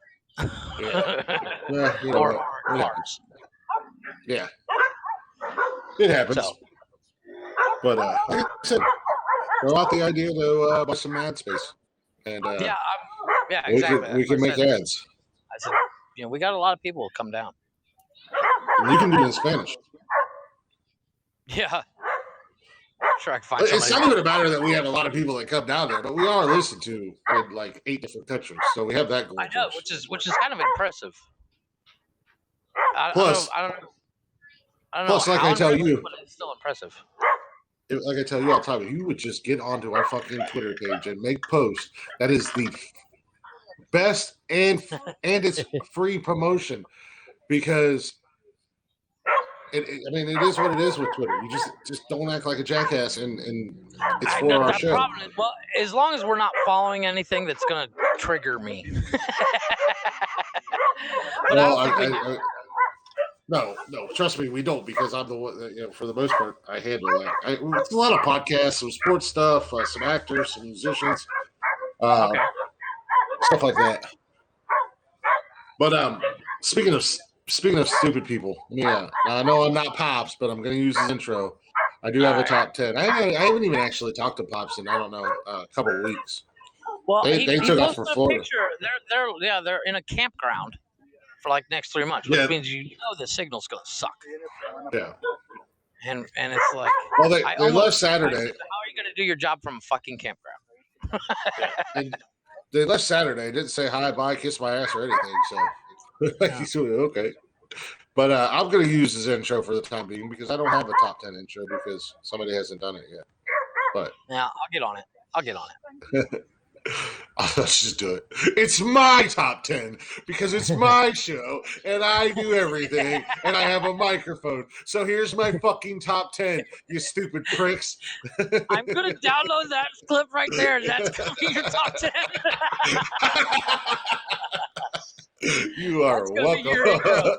I will download it. You need to send me that in a message so I can literally just blast it out. I don't know who's rolling dice. That's perfect. Connectivity. Where are we at time wise? We just came back. We're at an hour and 20 minutes. So, and it was great because it was uninterrupted by you, so it was perfect. It's a perfect sound clip. I know. That's why I sat there and shut up because I was like, "This is gonna be genius. It's gonna be hilarious." But in the meantime, I do have a top 10. Like I said, I want to roll right into this here top 10 because it's kind of a good one. I've got a couple good ones that I've been sitting on for actually a very long time. So, I want to go ahead and steal Pops' intro. All right. Roll that beautiful bean footage. Nonsensical Nonsense presents Real Men with Lack of Genius. Today we salute you, Mr. I Drive a Dually for no reason. So it's your time to shine. Give us your top 10. Yeah. I don't have a dually. It also shows his face. Yeah, I know. Well, tonight's top 10, because we love stupid people and we love stupid criminals. Of course. So I've got the top 10 stupidest criminals of all time. Oof. I bet you 9 Number out of 10 are from Florida. Well, we're going to come out the gate. We're going to come out the gate with number 10. And now I don't know how to pronounce this guy's name, and I don't really care because he's an idiot. But it's Maganga.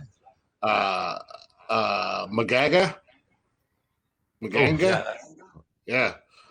It says on a sunny day in March, Maganga, a 17-year-old boy in Omaha, Nebraska. This goes back to what we were talking about earlier.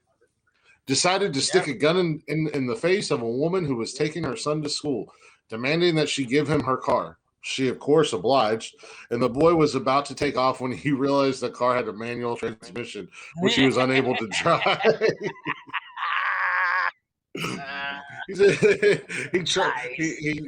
He tried to fumble around with the controls, but after moving the car only a matter of yards, in a few minutes he decided to bolt on foot and was eventually caught by the authorities.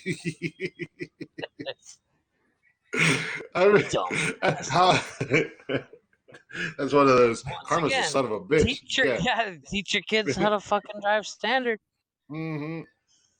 I don't. Teach your would-be criminal son how to drive a standard.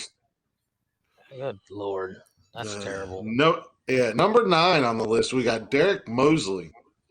Okay. Oh, Derek Mosley.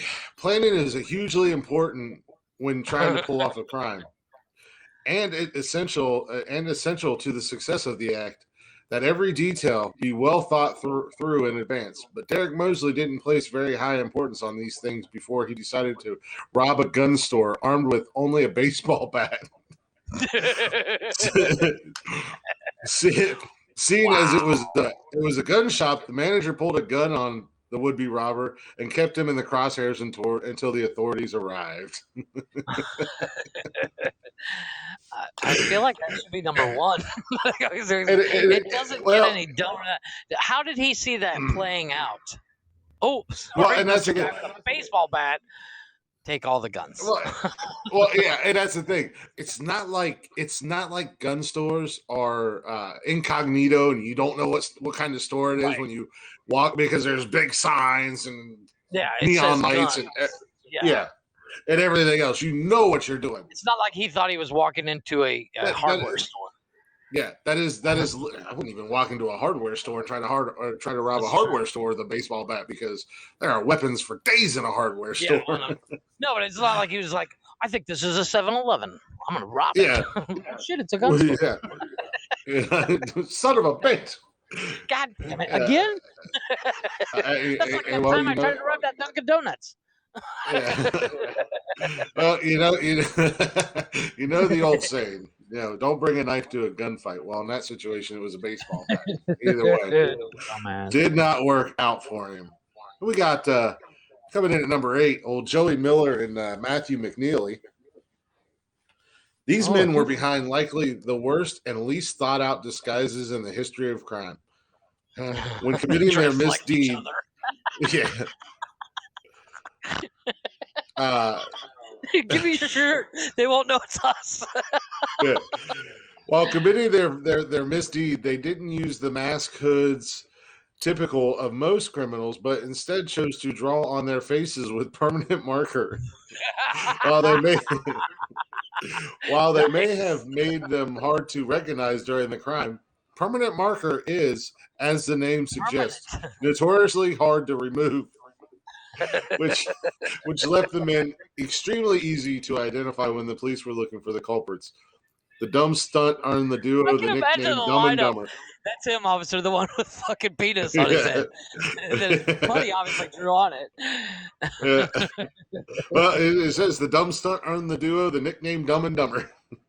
Oh, Jesus. And number 7, we got old it Mark just reminds Smith me here. of that scene from Django. He's like, I can't see shit out of this thing. Yeah. Give me that permanent marker. This will work. Yeah. My wife spent hours making these masks. Oh, well, make sure we thank her. He's all pissed. Number 7, we got Mark Smith. Okay. Says, breaking into homes can be tiring work, but most criminals are smart enough to wait until they get home before taking a nap. Not Mark Smith, though. As soon as you said tiring, I was like, I know where this is going. Yeah, he pulled a old Goldilocks there. But not Mark Smith. Though in 2007, Smith, who was high on Smith, who was high on Valium and drunk on vodka, decided to break into a home, and since he was likely feeling the effects of the drugs and alcohol he had consumed, curled up for a nap in the homeowner's bed. He was woken up by the local police and sentenced to 18 months in jail. He's a smart one. Right? He Goldilocks it, man. Coming in at number 6, we're going to go all the way to what the fuck was that? Sorry. Coming in at number 6, we're going to go all the way to Berlin, Germany, where Klaus Schmidt, in August of '95, decided to rob a bank with a handgun. Now, this acted out like a pretty standard bank robbery until the tellers asked him, "Do you need a bag?" To which Schmidt responded, "You're damn right it's a real gun." This made it obvious to the tellers that the robber was deaf. With the new realizations, they sounded the alarm, which notified the police, while Schmidt was none the wiser. Nice. In a funny twist, Schmidt later sued the bank for apparently abusing his disability. He probably won too. Yeah, more than likely. It doesn't say. that would be. He's like, I got the money anyways. And like, just let him off. Yeah, that's great. Do you need a bag? Yeah, you're damn right. It's a real gun. Wait, what? Go ahead, push this. We don't have lights on our security belt, do we? No, why? Oh, just watch this.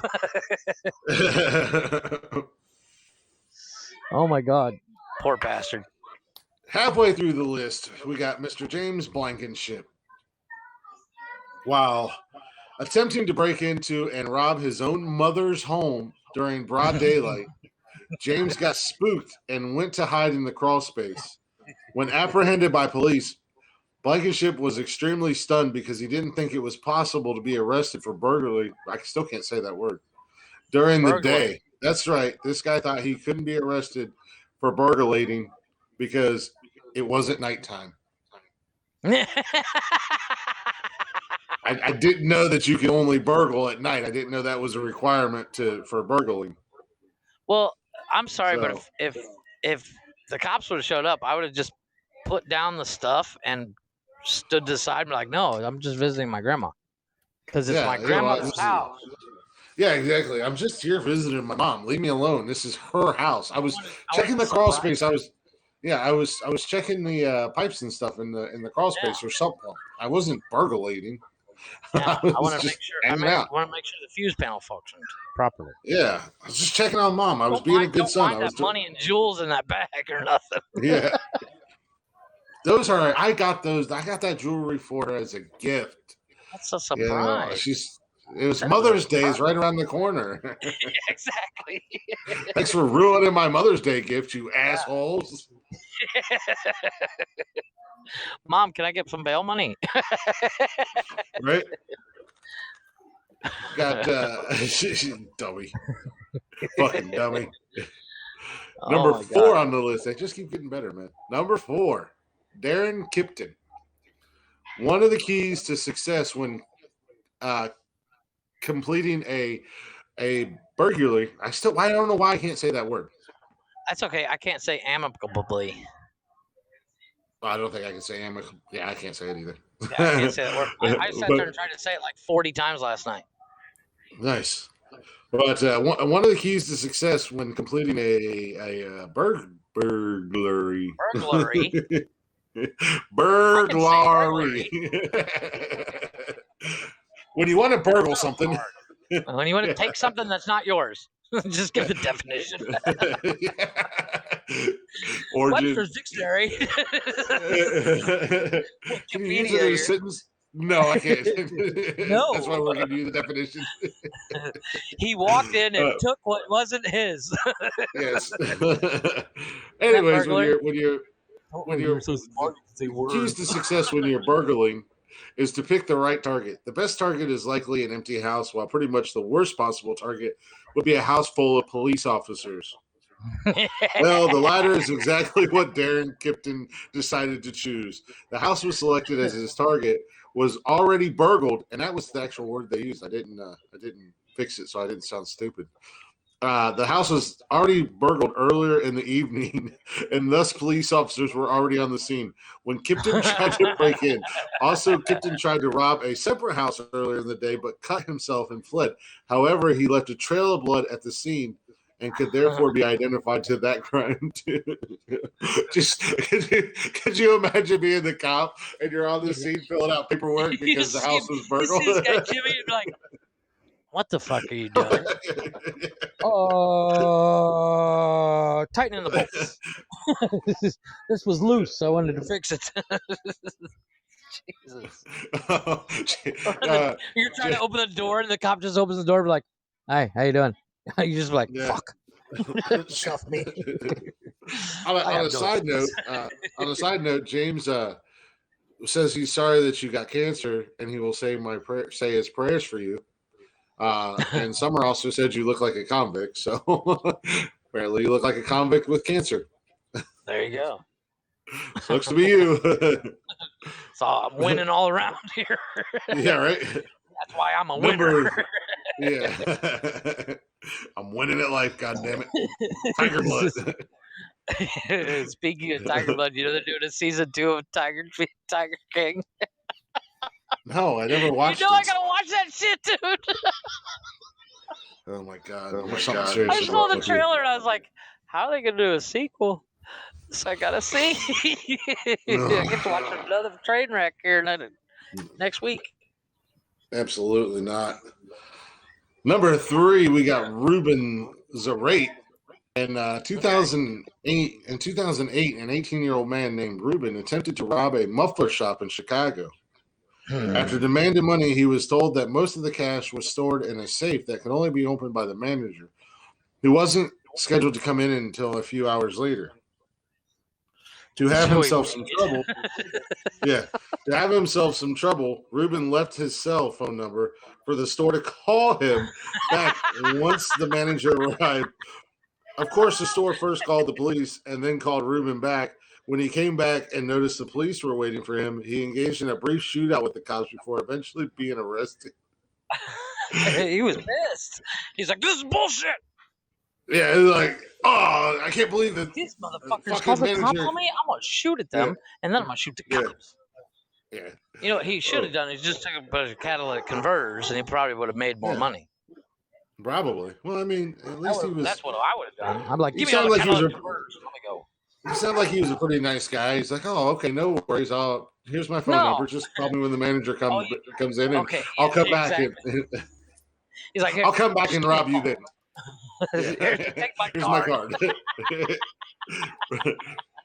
Ruben Zarate. Burglar. Robber extraordinaire. Robber extraordinaire. Can't nobody hold you up like I can. Ruben says, stick him up. Real gun. I'll bring my own bag. Oh man, bring my own bag. Yeah. I come with a ski mask. I didn't watch any of the Tiger King. James said he watched the first maybe 2-second episode and he was done. Oh my god, dude, it gets better. He said, it gets so good.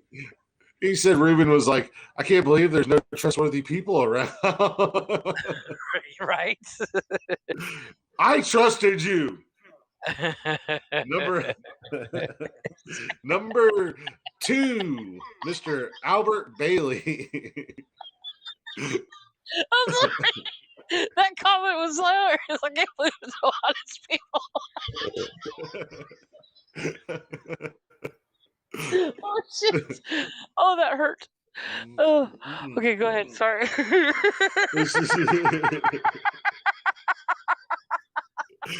Guy out here trying to make an honest living. Look at you. You set me up. You set me up, you pricks. Jesus. Yeah. When I get out of jail in 2 or 3 years, I'm going to beat your ass. I'm coming back, just so you know. It's closed. It's now Dunkin' Donuts full of cops. He's like, I'm back. Shit. Oh, take me back to jail. Again. Call me. Oh. Call me when all the cops leave. Here's my card. What time do you guys close? In 2010. There's something over there. Go get it. I'm going to steal his money. Yeah, right. Oh, God, number 2 is Albert Bailey. In 2010, Bailey was an unnamed juvenile accomplice decided to rob a bank in Fairfield, Connecticut. But in an attempt to speed up the process of the crime, Bailey called the bank in advance to let them know they were coming to rob it. His obvious intent was to give the bank plenty of time to get the money ready so he could just pick it up and leave quickly. Of course, the bank decided to call the authorities and notify them of the robbers' arrival. And the 2 men were arrested by police without incident. So you got Ruben before literally Albert. Everybody that's in here, like, you know, when a bank robbery goes wrong, they're like, take hostages. Everybody in there is a cop, and he's like, fuck, I'm fully fucked up. Well, I called him and let him know. You did what? I'm gonna kick your ass in jail. You're the first motherfucker I stab. Really, I get my toothbrush, I will sharpen that bitch tonight. Really cased this bank all wrong. I don't know why all these cops are here. You know, I even tried to do them a favor so we could get in and out of there. Well, again, have you ever seen the movie Lightning Jack? No. With Paul Hogan, he goes to rob the bank, but he goes in at like 5:00, and he's like, stick up your hands, and then somebody else walks in the door, and he's like, get over there, you know, and then somebody else walks in the door. And he's like, what the hell's going on? He's like, it's closing time. All the shop owners do their deposits from 5 to 6. You should come back after 6. No, that movie's hilarious. It's Cuba Gooding Jr. He doesn't say a single word the entire movie. Well, he plays again, he plays a mute again, and he does it so well. Well, that's like Nick Cage in that Willy's Wonderland or whatever it was. Fucker didn't say a word the whole movie. No, but like, he plays a mute, and he's literally Paul Hogan, with Crocodile Dundee. It's the Wild West, and Cuba Gooding Jr. It becomes his sidekick to rob all these banks. But at one point, his first bank he robs, Cuba Gooding Jr. shoots himself in the foot, and he just sits there and goes. Like screaming, but nothing comes out. Nice. It's so funny. You totally need to see that movie. I'm gonna find you the link, and I'll send you a clip of that scene. But he just opens his mouth as wide like you would scream, but nothing comes out.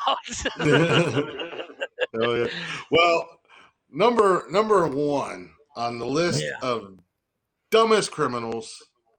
That award goes to Chris and Jeff for stealing batteries from Walmart.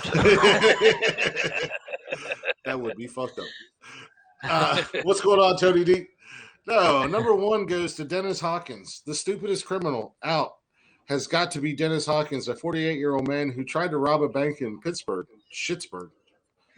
Hawkins clearly didn't get the memo about needing a good disguise that can quickly blend into the crowd after the crime, as he chose a woman's blonde wig, fake breast, and bright clown pants. Even worse still, in his failed attempt to pretend to be a woman, he didn't even take the time to shave his facial hair.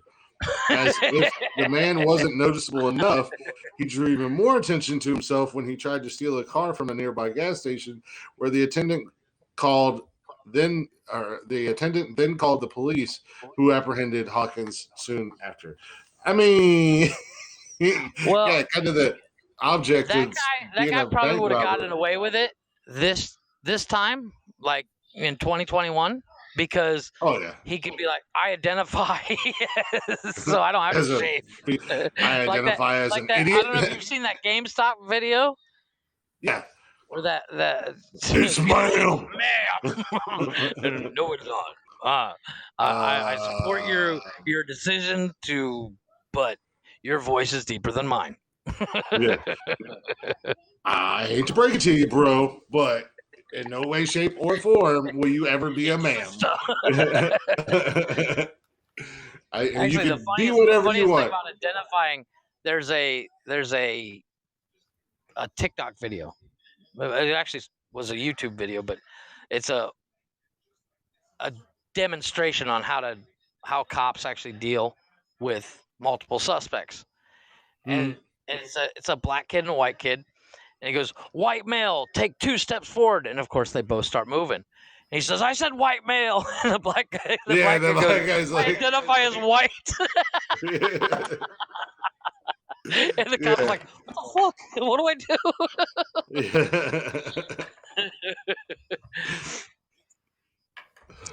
I think I've seen that. But that is your top 10 of the stupidest criminals of all time. God. I've done some dumb stuff, but that top 10 list makes me feel like I'm fucking Albert Einstein. I just love I love 2 and 3. The one guy who's like, oh, the manager's not here. Well, here's my number. Call me when he gets here. And then the other 2 dummies are like, we're gonna call the bank in advance. Hey, just so you know, have everything in bags. As if it's Bob. Guy answering the phone I'm coming to rob you. Is like, sure, Bob, I'll have everything ready for you. Yeah. I just called, so he's gonna rob the bank in 20 minutes. And so let's put all the money in the bag. Hey Jim, go call the cops. We're gonna get set up fucking video cameras. We gotta get this on film. Hey, it's Bob. Is this First National Bank? Yeah. How can we help you? Yeah. I'm about 20 minutes away. I'm robbing you guys. So if you could get that already, that'd be fantastic. Exactly. Add sure thing, Bob. Add that to Bob's list of convictions and felonies. Resume. But like I said, I've been sitting on that one, and I figured, That's a good one. Yeah, because before use started to do the top 10 and then fucked it all up, and then we let Pops take over. I had already planned on starting to do them anyway, so I put a bunch in my back pocket. So Right. I guess I'll pull those out while we're waiting on Pops to figure out what's going on with Pops or all that fun jazz. I got a few. Right. Well, we'll have to pull that audio so that we can use that for my top 10 opener. Because I have a top 10 list and a microphone, so you'll sit there and listen.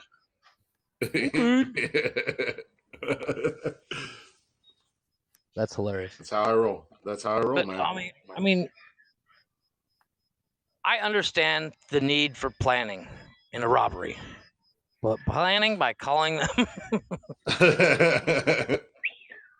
Like that guy got to jail, and they're like, "So what are you in for?" He's like, "I robbed a bank." And they're like, "Oh, they catch you in the end?" He's like, "No, I never even saw the money." Yeah, what do you mean never saw it? Well, I called him and had it going. And they're like, "Oh, you know what, dude? You're not even worth stabbing. You're a fucking idiot." I mean, is that how they did bank robberies during COVID? Since you could only do curbside pickup.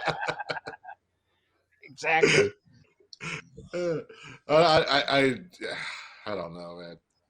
But also the guy robbing the gun store with a bat. It doesn't take a rocket scientist to know this is a bad idea. Like, hey, Chris, I'm gonna rob a fucking gun store. Oh yeah, what are you gonna take? You know, Uzi, Tech 9, what? I'm gonna take a baseball bat. Like, can I go and watch? I only imagine the guy like set this GoPro. Yeah. I can only imagine the guy busting in the door and like pointing the ball back, like, "This is a robbery." Give me the money. Swings it around a little bit. And I'm taking everything. And meanwhile, the guy behind the register is like, "Oh, what? So what are we doing here?" I've been waiting for this since day fucking one. Yeah. How about you go ahead and get down on your belly, assume the position, and don't move because this has got a hair trigger and my finger's itchy. There's actually a video, and it's an older video. It's like security footage, and I'm saying early to mid 2000s, like 06, 07, where these kids robbed a gas station. Yeah. You know, they're like 17, 18 years old. They rob a gas station, and then they go to hide from the cops. So they run across the street to a gun store and go in. And they're waving their gun around, like, "Dude, you guys just be quiet while we wait for these cops to leave." And they're like, and everybody in the store, including like a 70-year-old grandmother, pulls out a fucking gun. And they're like, "Oh, fuck." Got ourselves a Mexican standoff here, boys. Not even, because it was two guys versus like 25 people. Well, they quickly did the math and went, "We don't have enough bullets." Bob, we're fucked. We are not that fast. I mean, people. It's a lot of these like gas station robberies and stuff like that. Quickie marts and whatnot. It doesn't seem like there's a lot of thought process that goes into it. Much like there's not, a couple weeks ago. What are you going to get? $200-$300? Maybe if that. If you're lucky. Yeah. Because they only keep doesn't have a death wish and has a gun as well. Well, and that's the thing. But I mean, most gas stations, or like the gas station or little quickie marts and stuff, they can only have so much cash in their register. They have to drop it, or otherwise, because they'll get notifications, alarm, and I think they won't be able to bring anything up. Well, yeah, because like even here, the Oxos, they have a safe. It's a roll top where you can you put it in, you can't reach back in, and they can't ring anything up until they take out X amount of pesos out of the register. Yeah, and 9 times out of 10, every time I fucking go in there, that's what they're doing. So I'm sitting there going, "I just came for a fucking pack of cigarettes. I got to sit here for 5 minutes while you fucking count out 5,000 pesos." And 9 times out of 10, nobody in that store can even open that big ass safe. So yeah, you might only get a couple $100, if that. But like much like that story we were talking about a couple weeks ago, where the kid ran in there and that Marine was in there. And I did see that video finally, by the way. Yeah. You saw That kid doesn't even think. Well, yeah, that kid didn't even pay him no mind. Yeah, he didn't care. Yeah, he didn't pay him no mind. He ran in there, pulled the gun in, and before you knew it, the Marine had busted him right in his cocksucker. I was like, Jesus Christ.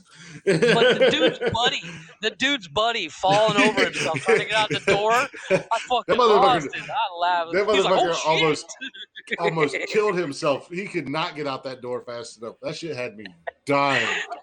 I've seen that video like 9 times in 5 minutes. Yeah, I was like, damn, there was it's only like a 30-second video, if that. Mm-hmm. It's like maybe 10, 15 seconds. Because it comes in, the guy takes the gun, the other guy falls on his ass trying to get out the door. Like he lost traction on his sandals or something. Yeah. Well, speaking of stupid people and news stories. Yeah. Go ahead and... I'm going to tell you a couple of stories. Yeah. Audio Jungle.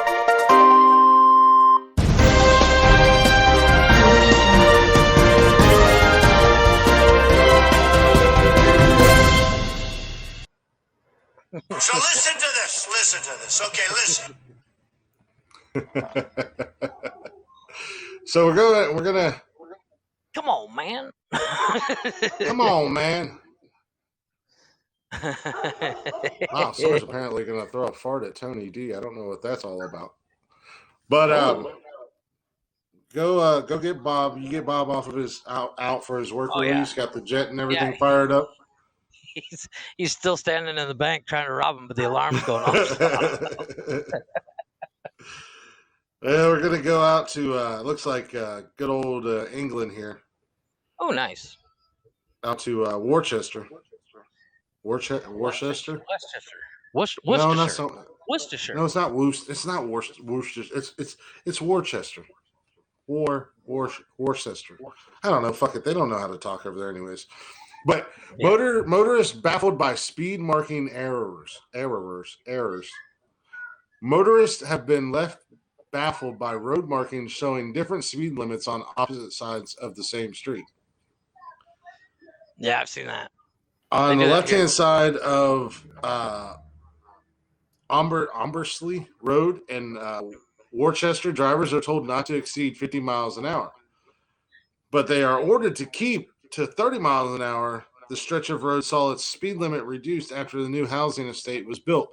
But the confusion has been caused by only one side of the street being painted over. Motorists, I guess they paint their speed limit signs over there? Yeah, they like the plate like 30, but it's like 10 feet tall. So the 30 is 10 feet long. So you can actually see it. Yeah. The stretch of road saw its speed limit reduced after a new housing estate was built. But the confusion...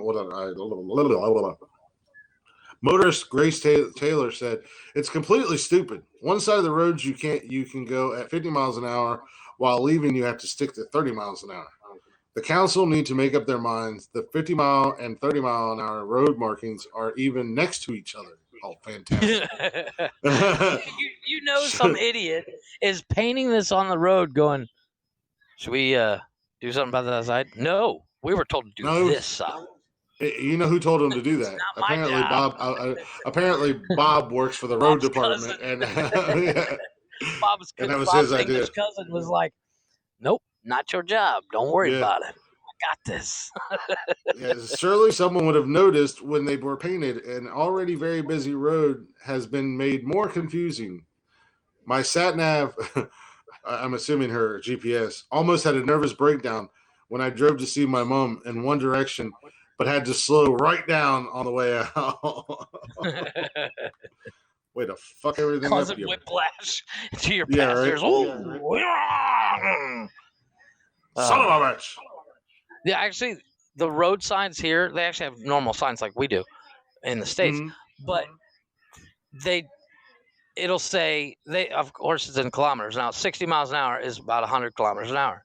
So it'll say 100, and then literally 20 feet further, it'll say 60. Mm-hmm. And it took me like 3 months to realize this, because that 60 is for the off ramp.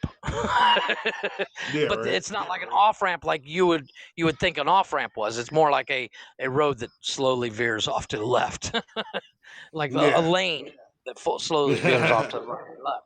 So on the main highway, it does that a couple of times. And I would literally be driving on the highway at 100 and then slow down to 60 and then go back up to 100 and then back to 60. And people behind me would get pissed. Well, I mean, there's nothing you can. Like, I'm not getting pulled There's over. nothing you can. Yeah, there's nothing you can do about it. You gotta follow the fucking speed limit, I guess. Tony, I don't know. Apparently, she's gonna throw farts at you, dude. I don't even know what that was all about. That's interesting. Yeah. I'd like to understand the technique in throwing a fart at someone. You basically fart in your hand and throw it. I get that. But well, we got a couple little leftover Halloween stories for you. Oh, okay. A couple, and I don't know what the hell this means, but okay. It says a couple was gobsmacked by police visit for Halloween display. Oh, okay. It's gobsmacked is a fancy word to say shocked. I'm assuming this must be like another English story. But a couple were left gobsmacked after police visited the house following a complaint about the Halloween decorations. Joe Flower said officers asked her and husband Rob to tone down their spooky display at their home in Leicestershire, whatever. Oh, fair enough. Shorten the names and dumb them down, England. Yeah, no shit. The police suggested that the officers relented after they discovered that the decorations had been put up for charity. Flower told officers that the display had been erected for a charitable cause and refused to take it down on principle. She adds that the couple had never previously received a complaint about their annual displays. They told the BBC News, "I was shocked someone complained. If several people said it was a bit too much, we'd tone it down. But no one around here has had a problem. It's the kind of place where people would come and say something to you. We're not too upset anymore or at anyone. We just wanted to raise some money for charity." And I wish they would add pictures, but I don't know. Well, actually, I saw a thing on Facebook. Something similar happened where this guy he did a scene where it looked like somebody had dropped a safe on somebody else's head, and the cops got called. And I've heard stories about that. There's literally pictures of the cops sitting there standing next to it, pointing at it, and they're all four laughing. Yeah, I've heard. The two cops are like, "That's actually kind of cool, dude." I'm impressed. Yeah, I've heard stories. Like he obviously put a balloon down and dropped this fake safe on it so that it splattered out because it looked like splatter. Mm-hmm. Yeah, exactly. I was like, Summer and Tony are in the chatter's box talking about throwing farts at each other, but apparently Summer can't throw farts at anybody right now because she just shit herself. So yeah, exactly. So I don't know. Now I'm getting shit thrown at me. I don't know what I did. But once again, if it's on your property, what are the cops going to do? Be like, "Fuck you, go away." Yeah, but you know the world we live in. Exactly. Well, exactly. I'm like, go away. I'm gonna get the hose. Yeah. Go have a donut. Well, it's not like cops have guns in England anyway, so. That was another thing. It's like, what are you gonna do? Use your little taser. Although this fucker's hurt.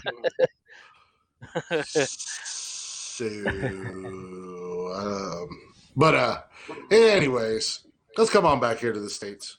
This is just kind of where the normal people are, where crimes don't make sense, but you get. Oh, just kidding. We're staying in the UK. Just kidding. Oh. We're staying in the UK. Because we could just go get on the plane and fly around because. No. Oh God, what did I do?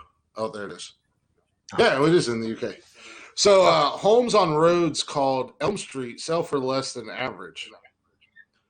In the UK, sell for 42%.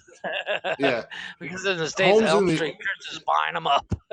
Yeah, I'm buying all. I own houses on every Elm Street in the entire country. But In the UK, houses on Elm Street sell for 40% less than the average, as buyers are haunted by the legendary horror franchise. It just sounds like English people are pussies. Pretty much. I mean, we got the your Halloween decorations are too scary, and I don't want to live on Elm Street because of a goddamn movie that's not fucking real, you idiots. And to be honest, watching the original Nightmare on Elm Street now, not as scary as it was when in the 80s. No, in the 80s, it was like, God, this is amazing.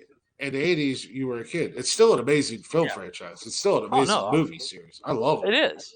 Oh, I'm not shitting on the movie. I'm just saying the special effects are like, yeah, I can do that in my bedroom right now. And I mean, the special effects were pretty damn good on that movie, considering when it came out. I mean, that's what I'm saying. But if you're watching it, get out of my head. I was just getting ready to say because Yeah, go ahead. No, it's still good. I enjoy it. I was just getting ready to say before you would not so rudely interrupted me and not shut the fuck up was Dream Warriors. I think it's Nightmare on Elm Street 4. Dream Warriors is the best movie, and it has the best song from any movie ever. I believe Dawkins did the song. But in the comments, it was 3. Yeah, it was 3. I can't remember which one it was. In the comments, when I was trying to spit that out, Tony put in Dream Warriors was the best. And I think it was Dawkins that did the song from that movie. That damn song was so good. The video was so good. And nothing like Freddie grabbing that chick and lifting her up and shoving her head right through the TV. Yeah, it was great.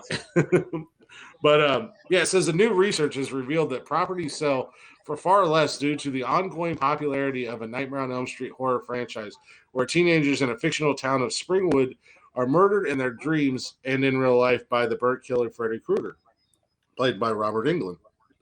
Analysis by Yorkshire Building Society studied residential property sales from the last decade in the UK, with the biggest proportional difference seen in the county of Durham. And only one Elm Street in Britain, in Ferndale, South Wales, did homes sell out for an average price that was higher than typical for the area. Ben Merritt, a senior mortgage manager at the Yorkshire Building Society, added, "It seems that some houses' prices may be affected by the superstitious market. We know that all kinds of reasons can affect prices." Yeah, maybe. Or maybe you should get a real job and stop worrying about stupid shit like that. Who gives a fuck? He said that it seems like the horror franchise has affected the homes in those areas on Elm Street. But it's like, can you imagine you come home like, what'd you do today, Dad?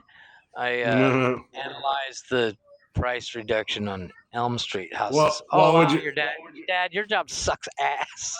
Would you rather be the guy who conducted that research, or would you rather be the guy that did the research that says people with larger penis or larger noses have larger penises? Exactly. That's what I'm saying. It's like, how bored are you that you're like, we need to do another study to keep our jobs? I got an idea. Yeah, right. Oh shit!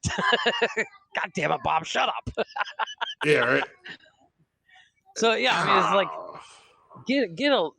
I mean, I get it. You know, if you own a house on Elm Street, you might as well just fucking keep it because you're gonna lose money. But it's like, if you don't want to buy the house, don't buy the house. And if you want a cheap house, buy one on Elm Street. Yeah, exactly. I can't believe that a movie that came out 30 years ago, 40 years ago, is having an effect affecting the market in 2021. Yeah. And this was a decade-long research. I don't know how that movie is affecting. I mean, not unless the movie just came out in England. I don't know how backwards they are out there. But. How behind them. They're like, we just saw Titanic yesterday. Have you seen Titanic yet? Like, yeah, in high school. Like, but you're 40. I'm like, yeah, exactly. Yeah, exactly. Calm down there, Chief. You guys ever seen Indiana Jones? I just watched this new movie. It's so great. It's Star Wars. Theaters. Yeah. You talking about the plot at the end? Han Solo movie? He's like, no, Yeah. Star Wars Episode 4. I'm like, wait, what? The end, the twist at the end where the bad guy was the good guy's dad, and then he made out with his sister. What? It blew my mind. What, have you been in a fucking coma? He's like, no, I just saw it in the theater. It just came out. Motherfuckers stupid out there in England. But a couple of years ago, I don't know. Speaking of that, real quick, a couple of years ago, there's this on Vine. There was a video that came out where this guy had convinced his new girlfriend that the Star Wars franchise was restored. And she was crying. I'm not laughing at that. But she was crying at the fact that Vader was the dude's dad. I was like, really? It's like, but it was his I'm not dad. laughing at that. No, but go ahead. I'm laughing at the anonymous message that I just got, because I will leave my sources anonymous in this. Are you going to bed already, baby? No, Summer said it's going to be another night we don't go to bed together. I love you too. I just got a message from an anonymous source that said that they reported Kevin Hawley's live on Facebook. Nice. Yep. That's what he gets for posting on our page. Well, we had that conversation. Not that I care, but it's like that's become like a running gag between these two podcasts. Is we post on their page, they post on ours. Well, we had that conversation because he's only done it one time where I really chewed his ass out, and that was when we were both live at the same time. And I've never done that to him. And I told him, I said, I will never post when you're live at the same time. You know, if you want to post afterwards, blah blah blah. I'm drinking out of both of them. I've got this one. Double fisting. Yeah, I've got water in one and I've got pop in the other one. I'm using both of them. Where's the beer? Are you sick? Something wrong, Chris? No, I'm broke. Where did they touch you at OSU? They touched me right in my Buckeyes. Nice. Show us on the Brutus doll where they touched you, Chris. Yeah, exactly. right on my Buckeyes, right there. Whoa. This guy's weird. Should we have really hired him? Too late now, suckers. I'm in. What's that? The probation period's over, boys. Give me that severance. You want to get rid of me? Probation's over. Look at my dick. Nice. No, we've had that discussion about people who surprisingly have been able to keep their jobs at OSU, because I worked there 15 years ago or so, and in all honesty, not much has changed. I mean, it's the same thing. It's just gotten bigger. The campus has gotten bigger. I mean, it's basically its own city at this point. Before it was like its own town in the middle of Columbus. Now it's like a city on its own, like, pretty much. It's a suburb of Columbus. Yeah, but today we were talking about stupid people who work there, and I guess a while back a guy showed up on a Saturday, drunk as hell. Nice. Thought it was Friday and thought he was coming to work. He came to work, clocked in, got one of the state trucks, drove over to the library. And this library is like a multi-billion-dollar library. It's impressive. It's actually a really cool building because every book they have in there, for the most part, they have in like 40 different languages. It's crazy. Nice. So I mean, you know, they've got a lot of stuff in there. And Harry a lot Potter in German, they got it. Yeah. Yep. So I mean, so it's like it's really cool, and it's like kind of that's kind of like their pride and joy right now is this library because it's newer. But I guess there's cameras everywhere, and this guy, it shows him on the camera showing up, walking into the building, and then he went somewhere and just decided to go to sleep. And and supposedly he is still employed by OSU because that is how hard it and is his to get name fired. is Christopher Glick. No, it is not. I only showed up to work slightly buzzed, maybe a little bit tipsy one time, and I was on call. Go ahead. I was on call. I worked at OSU. I was on call, and we went to a it was like Memorial Day weekend, Labor Day weekend, or something. But we went to a cookout. Oh, okay. And I got called in, and basically, and so I had to go in, and I had one of my buddies drive me, and it was to one of our it was like one of our incognito buildings because they did animal testing and whatnot, and PETA, you know how PETA is, so it was a pretty secure building, and I accidentally set the alarm off, but nice. It was all I had to do was go in there and hit a button, which no big deal. But like I said, I had gone to a job drunk, but I've gone hungover. Yeah, I wasn't drunk by no means. I mean, I only had like 4 or 5 beers. The difference is the difference between you know when your limit is hit. You're like, if they would call you in and you were plastered, you'd be like, yeah, I'm not coming. Well, being on call, I would have never got plastered. I just had a few beers at the cookout and while we were eating and everything like that. But I mean, I'd had enough to where I didn't want to drive. But my buddy took me. We were just 10 minutes away, but he took me, and then the cops showed up. They're like, "What are you two doing here?" And I was like, "I work here."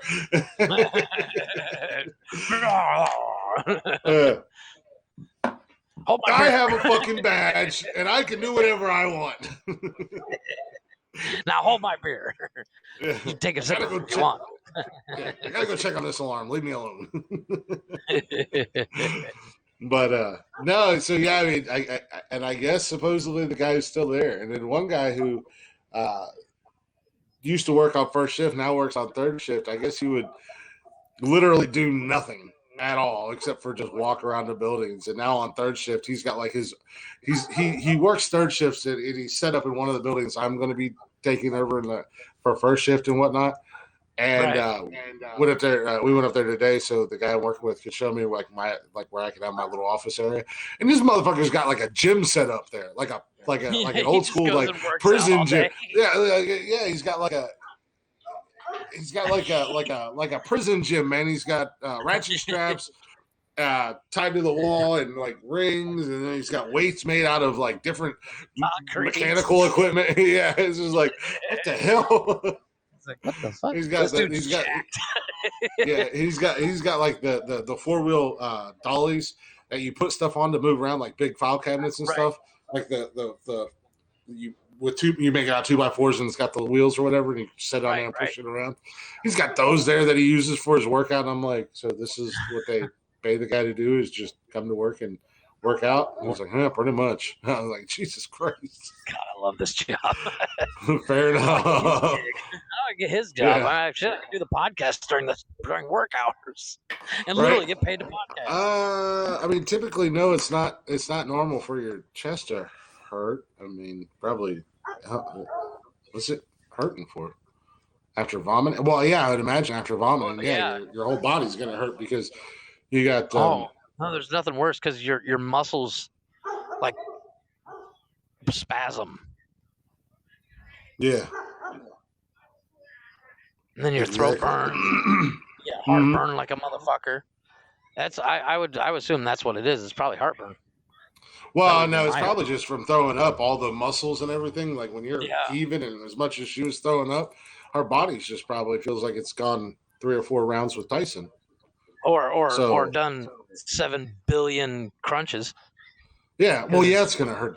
Like next thing you know, Summer, you're gonna have abs. You're just like, oh, you have better abs than me. Violently vomiting, as she said. It's kind of like when you're in a car accident. It might not hurt that day, but then the next day or two afterwards, you're like, oh, what the fuck, man? Why do I hurt so bad? Yeah. You're working a double tomorrow? Fuck all that bullshit. Gross. Hey, what's going on, Facebook user? I don't know why I'm not getting notifications on Facebook, but it might be from one of mine. No, it's on her. Oh, hey Tina, how you doing? But yeah, I mean that would be my best guess as to why your chest and everything. Yeah, that's what it sounds like. It's probably all that heaving because it's almost like going to the gym, working out really hard, but you haven't been to the gym in like 3 years, and then the next day later you can't lift your fucking arm. Oh, why does everything hurt? You walk around like a zombie just trying to pick up a soda can. You're like, I'm not even thirsty. Why does everything fucking hurt? I don't know. You did 400 reps there. Yeah. I'm never going back to the gym again. I swear to God. Yeah. But I know those feelings. I hate that. I speaking of that is honestly what I need to start doing rather than coming home and sitting my fat ass down and playing Call of Duty, because not only that, but it will also get me out of the house, so then I can not have to be stuck in here all the time. Yeah. So, as much as it when you first start doing vomiting, being home all the time, it's like this is going to be awesome. After like the first month, you're like, okay, I'm bored. Well, that's just all I do is go to work and come home, go to work, come home, go to work, come home. Yeah, but now you have so much more free time in the afternoon. You're like, yeah, and unfortunately, it's not like I have my kids as much as I did before. I only have them on the weekends now, so I mean, it's not like they're here a couple days during the week. Right. They're just here on Friday and Saturday, and then I take them home Sunday evening. So, why did you do vomiting? ?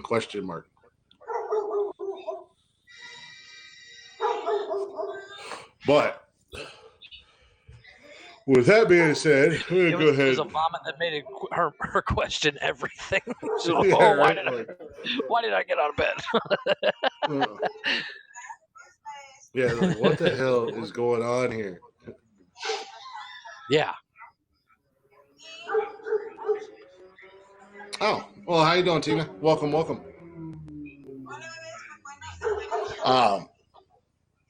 Yeah, I don't.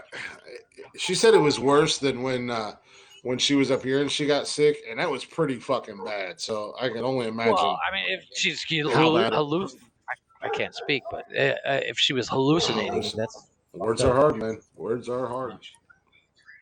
Yeah, try to say amicably. Jesus.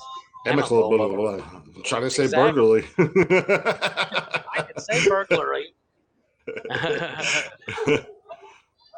It another word that gets me every once in a while is specific. Yeah, sometimes. Oh, you know what? I bet she said the audio wasn't working on Facebook. They probably muted us, some motherfuckers. Yeah. Because you were in and out a lot. Were you like in and out of consciousness? Jesus. Huh. Crazy. Everybody's talking about what the fuck you got? Yeah, right? COVID sounds like a vacation. Yeah, right? Hallucinations, blacking out. Compared to what you got, good God. COVID was a vacation compared to that shit. Right? But, Facebook probably muted our audio because they're assholes. We play music by a band, Blacktop Mojo, who gave us permission to play their music, and then every show, Facebook mutes us, so we have to go fight them every damn show. Yes, and I post to 6 different Facebook pages, and I have to submit a thing 6 times. It's like, Jesus. Yeah. Well, and that is another. Again, that's another reason why you need a laptop. Because thank you for the high five. Appreciate that. Because all those pages that you post on, if anybody's commenting or anything like that, we don't see any of it. Yeah. Summer said COVID was a dream compared to what she caught after all this. That's what I was going to say. I was like, Somebody call Fauci because Yeah. What they're is talking this about the stomach wrong bug? thing. Yeah. What is this godforsaken stomach bug? We need to quarantine for the stomach bug. Yeah. Hey, you know what? Now that I'm back It's at named after you, you know? now that I'm back at Ohio State, I say bring on a second wave of COVID and quarantine our asses again because apparently at OSU they worked a week and then they were off for 3 weeks and got paid. They had a rotation and nobody was on campus. I'm like, shit, man. I wish I was here for that. I just walk around. Yeah, nobody's there bitching and complaining. Damn, pneumonia 3 times. I don't think I've ever had pneumonia. I've never had pneumonia. You know, my cousin, he got alcohol poisoning like 3 times. Is that what they said it was? Maybe it was a pneumonia stomach bug? I don't know. Wait, what'd you say about your cousin? He had alcohol poisoning like 3 times. You know, I've never had alcohol poisoning. And I was about to say the same thing. I've never had that. And I used to drink my face off. I was like, dude, how much the fuck were you drinking? I probably have had. Oh, she had pneumonia and then the stomach bug. Okay. Oh, okay. Some of it.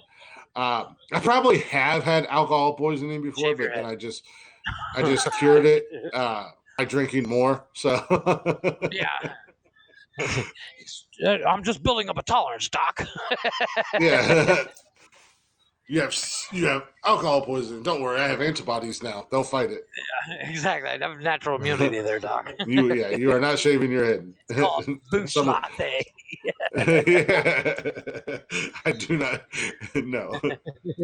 No boost lattes. Yeah. White Claw. There's no law when you got the claw. I've never had Someone White said Claw. she is not shaving her head. She will shave her beard, but not her head. There you go. Shave your beard. Just don't cut the unicorn's tail or the ponytail. That's not cool. Yeah, the unicorn's mane. Thank you, Tina. Yes. We try. But we do. She said we are funny. We are so funny. She's being sarcastic. We just don't realize it. Maybe. I don't know. She's like, "Oh, look at the retards! I'm going to tell them they're funny. Oh, they're so funny. Look at the dancing monkeys on the screen. I'm going to tell them they're funny." It's like you can't read sarcasm in a text. You're just like, huh, apparently we're funny. She's like, no. No, she said she's honest. Honestly sarcastic. Exactly. I'm honestly apparently lying. the doctor, I don't know why the doctor was touching Summer's legs yesterday, but apparently he touched her hairy legs yesterday at the hospital and he said, "No shave November." Oh. Yep. That'd have gotten you punched, Doc. I'm sorry. I'd have been like, yeah. Sounds like a lawsuit to me. No, Doc, I'm not shaving my Buckeyes this year.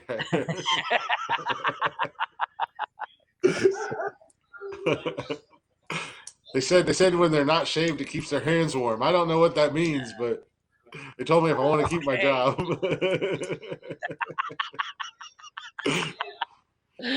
I'm just trying to get a big job. What the hell is he? How do you touch somebody's legs to check if they're dehydrated? You actually press on the skin, and if it discolors, you're perfectly hydrated. You'd actually do the same thing with the gums on dogs. Oh yeah. You press on it. If it discolors and recolors right away, your dog's not dehydrated. I was thinking of something totally different. Spread the legs. Oh, yep, there's a little dry in there. You're definitely dehydrated. Yeah. Let me spit on it. I went scientific. Jesus. Yeah. Let me spit on it and hydrate you. Yeah. I'll go spit on it and hydrate you up real quick.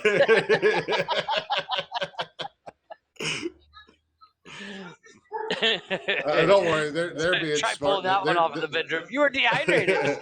Yeah. She's like, "Did you just spit on me?"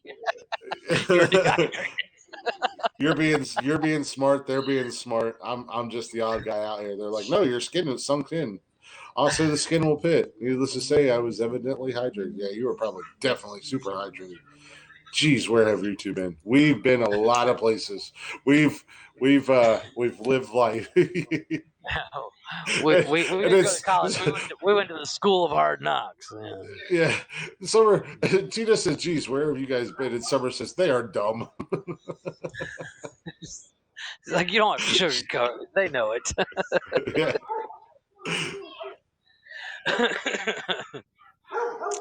Well, I'll tell you what, Tina, we go live every Wednesday and Saturday night. Wednesday nights we go live from 6 to typically 8:30ish, and then Saturdays we go live from 8 to question mark. Fuck, I don't know. And 8 to God knows when.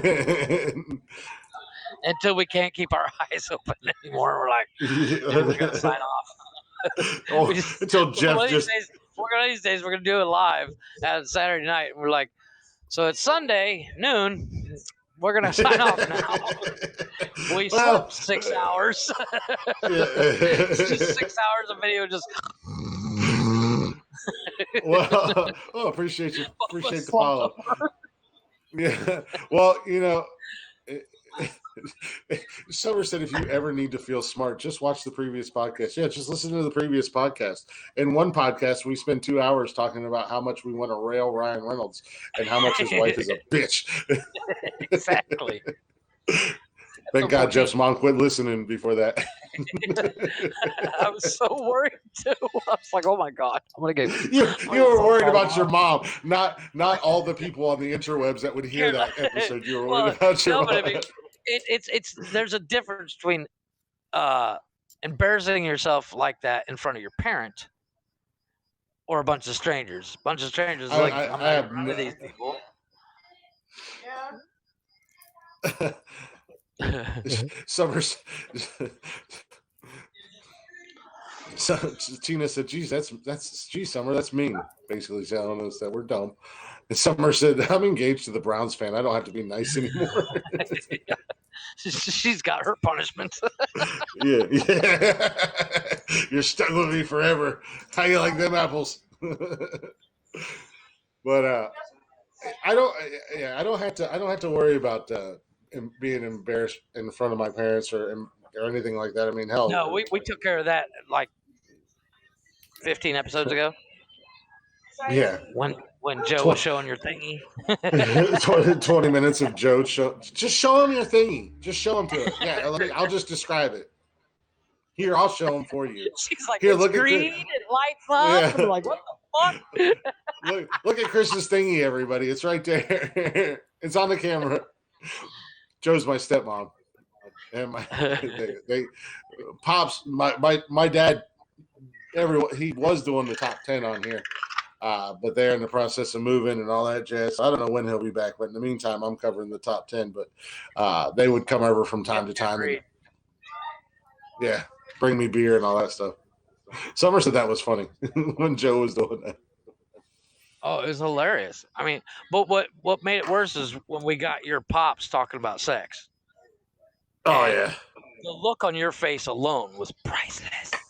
You were just like, somebody fucking break into the apartment right now and just shoot me in the fucking please, I won't even resist. Just get me out of this conversation.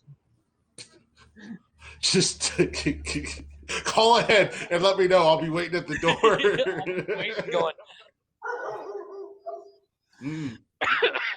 Summer said she loves Joe. That the thingy episode was funny as hell. Tina was a CNA, so she don't blush easily. Yeah, we don't blush easily on here. We have some conversations that. Well, we know we're stupid, and we play it up even more. Yeah, exactly. But it's kind of like you lean into the skid. Yeah. Steer into the slide. Yeah, exactly. Rear wheel drive, whatever. Mm-hmm. But power through. Mm-hmm. Drop a gear. But it gets back tire spinning. Get them really spinning. Slide that son of a bitch around. Slide her in wet. That's right. But if not, just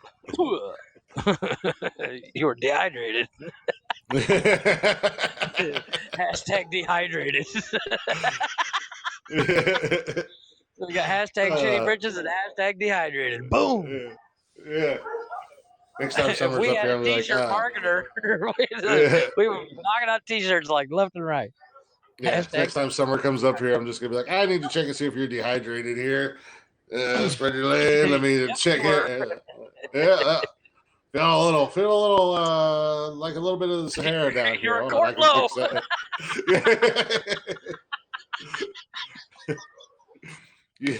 You want the standard oil or you want the premium? I got a hose here that can 40. yeah. I got a hose here that can I got a hose here that can hydrate you right up if you want the premium. It'll cost extra, but that's okay. But it's worth it. Yeah.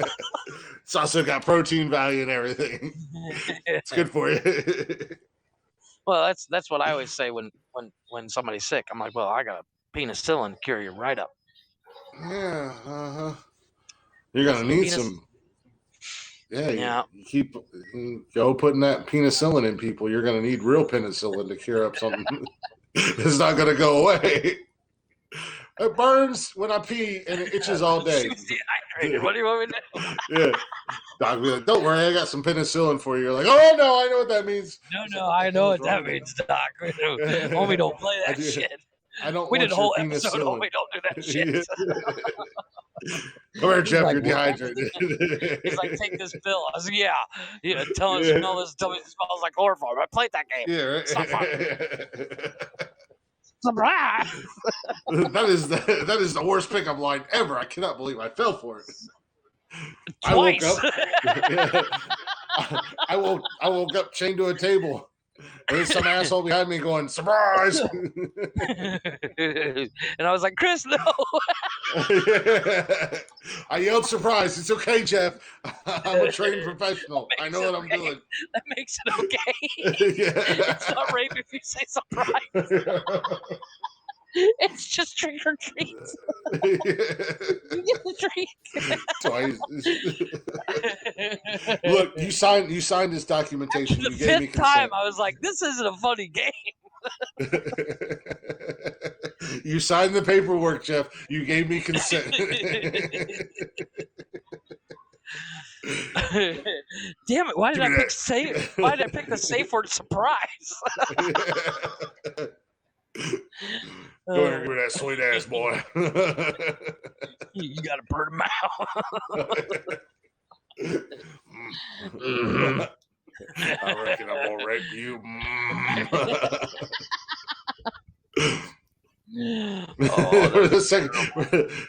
For the 52nd time, I did not pick the wrong hand that time.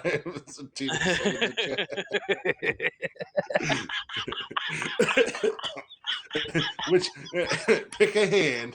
If you pick the right one, you can be set free. I just can't win. I picked the left one. You lose again. Damn it. If you pick the right one, you win. I left.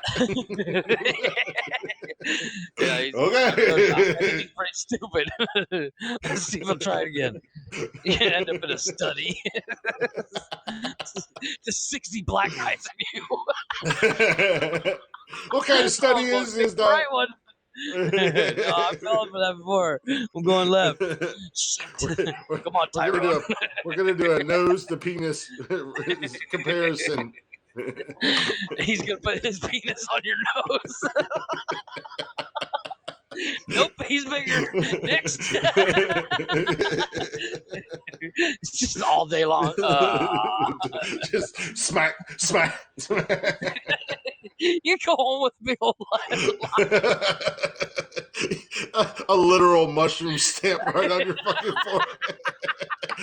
All day. This is the worst goddamn job I've ever applied. How was your day today, dear? I hate my fucking job, but it pays so well. And the benefits are amazing. Summer said I leave and come back. Summer said I leave and come back to penis joke. Comes with all the free lotion, too. Oh. Yeah. they said that this lotion is fantastic for my skin. I don't know why, but my skin is glowing, but you know, I keep getting it in my eyes and they burn.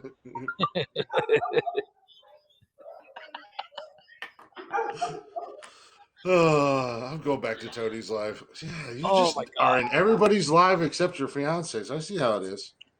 That's called support. Tony again.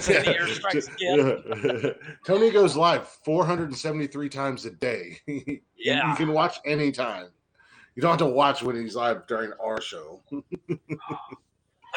First of all, you bitch Give it ass. 5 minutes, he'll go live again. Yeah. But he was live last night, and they were trying to have this like serious fucking conversation. I don't even remember what it was about, and they were talking about your will and what stimulates you, and I just come in for a second, and I was like, well, my will says I can smoke meth and throat punch. I can smoke meth and throat punch hookers, and that's what stimulates me. And Tony, every time, and that's all I do. I just come in and I hit him with a one-liner, and then I wait and I leave. And then, like, I see his facial expression as soon as he reads my comment, and he was like, "Get your dumb ass out of here, Glick." He's like, if you don't stop with your shit, we're trying to have a serious conversation. The guy he was talking to then seen my comment and he started laughing. But Tony's like, that's what he does. He'll come into the most serious conversation and hit us with some dumb shit and derail everything and then leave. You should have commented. You should watch our podcast. You'd really like it. Yeah. And then I was like, well, back to Call of Duty I go. And Tony was like, get out of here with your dumb ass. Drop this grenade and leave. Yeah.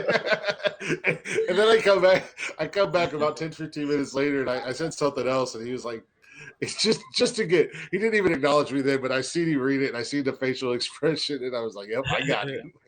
I just derailed his train. I used to work with these two guys. Their nicknames were Cat and Gab. And these guys would argue about, like, if you say the pen is red, and they would argue over if it was red or blue. Yeah. And their office was next to our office. You know, there's like 5 people in my office, and they were a separate division. And we would literally walk in there, drop a bomb of something. We'd be like, you know, red is better than blue. And then walk out the door. And fucking 2 hours later, one of them walk in our office and go, Jesus Christ, every fucking time. He's like, this guy can't just take a hit. And I'm like, you literally went for an hour and a half over what is better, red or blue. Yep. It was hilarious. We'd literally walk in there and go, Tom Cruise is a terrible actor. Boom. Walk away. And they knew it was coming. They were like, what? I'm like, they're like, Nick Cage is the best actor in the world, and just walk away. Just walk away. Go out. I'm out. Willy's Wonderland is the greatest film ever. What? And you could, but their door would be closed. Willy's Wonderland is better than Gone with the Wind. It is, but like literally, their door would be closed. It was a solid steel door. It was supposedly soundproof, and they're in a concrete room, and you could hear them arguing at the top of their lungs. It's a fucking good movie. Like, it's not better than Gone with the Wind. It's still a good movie. And we're like, Jesus Christ.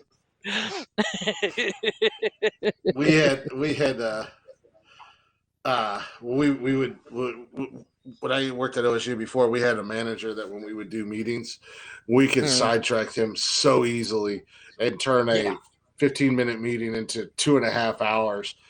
So like on days where none of us were just feeling anything, we would just randomly ask the dumbest fucking questions that didn't even pertain to the meeting just to get him going and sidetracked, so we didn't have to do anything. Like, we used to do the same thing with at Clear Fork. We had a teacher. His job was literally to take over detention. That's all his gig was. And if you were really nice to him, you were like, "Hey, tell me about Vietnam." and then you can take a nap. Because he would go on for like 9 hours. Like the bell would ring for the end of the day, and you're like, all right, we'll see you tomorrow. Tomorrow we're going to talk about World War II. Well, we could be talking about the parking lot, which we did do a lot of because they were redoing our parking lot at the time, and then we would just randomly ask, shit, what is that stuff that goes into AC units? Freon. Yeah, Freon. It would be like, well, what's a better system, a Freon-based air conditioning or the cold water chiller? What's better for and he goes into scientific terms, and your guy goes, my work here is done, boys. Yeah.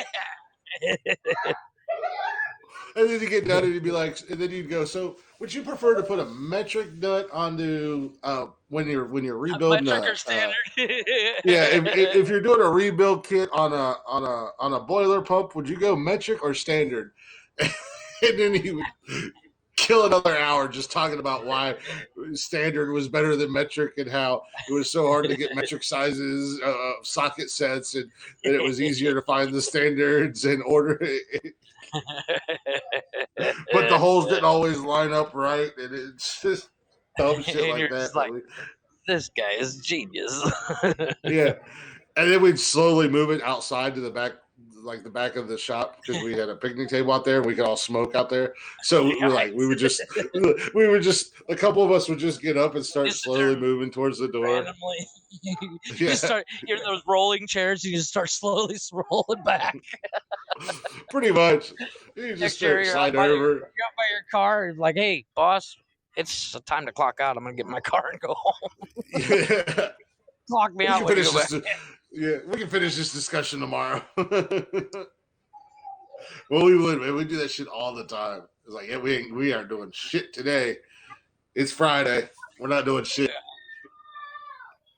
Or it's Monday and I'm still hungover as hell from the weekend. Who else is hungover? Exactly. Oh my God. Okay. Those are the best people to actually work for. I don't know. It sounded like it glitched out for a second. Oh no, that's me. My phone was notifications. Yeah, I had that earlier. Oh, that sounds like a good place to wrap up. Yeah, well, I've been trying to wrap up for an hour now, but I know. We had to go on a rant. That's typical. Yeah, now squirrel. My chest and abs hurt. Yeah. So, squirrel. Oh wait, there's another squirrel. Squirrel. It's a family. Oh. Yeah. They have babies. And this is what happened. And this is my why. Buckeyes! Don't touch my Buckeyes. And this is what happens to Saturday nights. This is why we. This is why just put a question Saturday we went 8 hours. Yeah, well, you just turned your phone off for something. I don't know that I'm still screwed around on TikTok for like another half hour. Mm-hmm. No, I think I got banned or kicked out or something. I don't know, but I don't think I got banned. But I got kicked. Yeah, I got kicked off or something, or like something glitched out, and I was just like, oh, I don't feel like restarting this shit. Yeah, I'm out. Yeah. It was like, and then I literally started looking at. And I was like, I started doing the math. And I was like, fuck, we just went 8 hours. Yeah. It's easy to do, man. Oh, it flies. Well, the first hour of last Saturday felt like 5 minutes. Yeah. The first half hour. Because you were like, we're gonna take a break. And I was like, really? Yeah. But yeah, let's go ahead and wrap up and wrap this shit up. Sing a song. Sing our song. Play that beautiful bean footage. Play the music. Wrap it up. End the show. It's over. It's time to go home. You ain't got to leave, but you got to get the fuck out of here. You don't have to go home, but you can't stay here. Yep. Anywho. See if I can wrap this shit up successfully. I got to find our song. I got to find our closer. The official closing song. Yeah, I was going to say. Nonsensical Nonsense. You can't just do a rando song. You got to do the song. Got to do the official. But, have you seen Blacktop's TikTok about the oh shit check? No, I don't think I have, but that's just because I'm not on It's TikTok. literally very he often. comes out of the van, shoots, and then it cuts away to like Legos or a pumpkin, and it explodes, and then it hears, "Oh shit, Chuck," and that's the end of the video. It's fucking genius. Nice. They've done it like 6 times. Hell yeah. It's hilarious. But yeah, we'll go ahead and end the show here. Thanks for words are hard. Yeah, right. And you're Just not right even out the gate, man. Just You're better when you're drunk, sir. Yeah, I know, right? Just premature word vomits. Yeah. Anyway, thank you guys for listening. Thank you guys for hanging out. Those of you in the chatters box, always fun as always. Yes. First time listening, we do go live every Wednesday and Saturday night. You can join us Wednesday from 6 to around 8ish. Yep. Between 8 and 9 we end on Wednesdays, and then on Saturday nights we get this party started at about 8 p.m. and go until God knows when. Get the show, get the after show. Die. Yeah, well, my battery never does. You get the show, you get the after show, and then you get other random nonsense just because Jeff and I have no lives, and then we'll go on TikTok for another 45 minutes to an hour. Yeah, exactly. Maybe this weekend we're going to go live on Twitch. Yeah, no, I don't know. Get no viewers. I don't know about you, but I get that notification. You had 1.1 viewers on your show. Yeah. How do I? Yeah. What is 0.1? How does that work? It's actually because they only watched like 30 seconds. They're like, oh nope, next. Yeah, but feel free to join us every week on Wednesdays and Saturdays. Join us in the live in the chatters box and hang out with us and bullshit with us. Also, if you're not already, definitely go check out and go give us some support on our social medias at Nonsensical Nonsense on Instagram, Facebook, Twitter, TikTok, Haps, YouTube, Twitch, all that jazz. If you're on them, just go follow us. Go give us a like and go give Jeff the old double thumbing. Here we are. Give Jeff the old double thumbing. See if Jeff's dehydrated.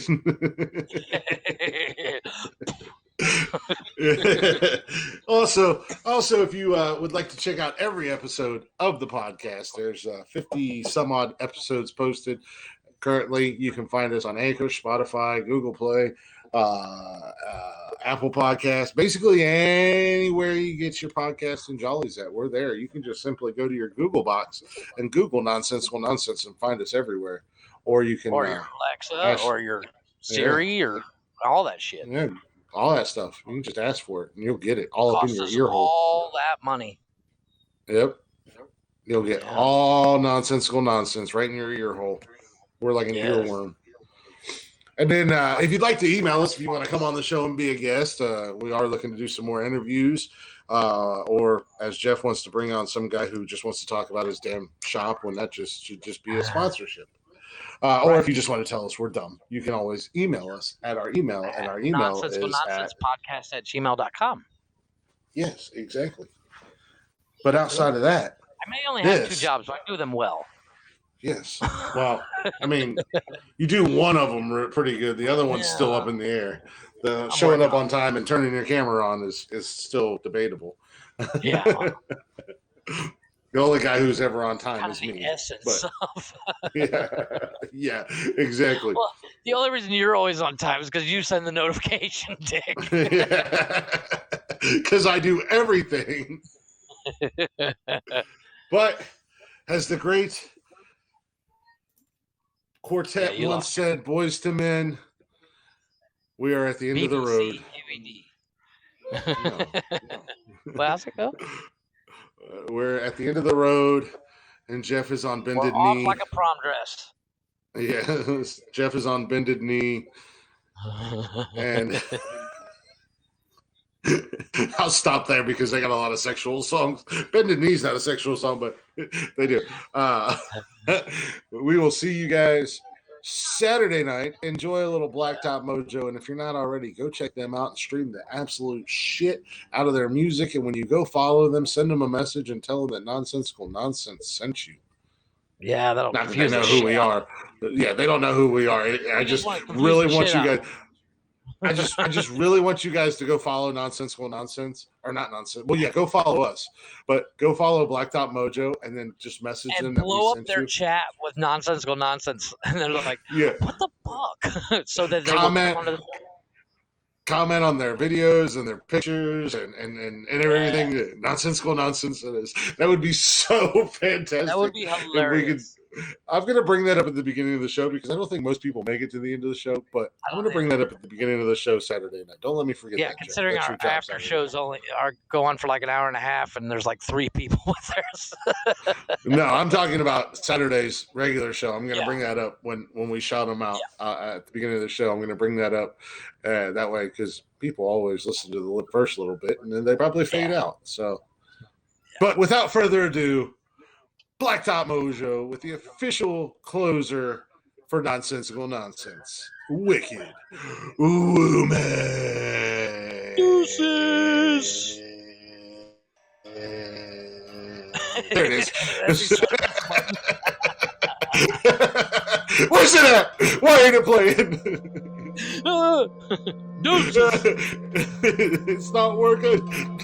Jeff said deuces 27 times. It don't work. I can only say deuce so many times, Chris.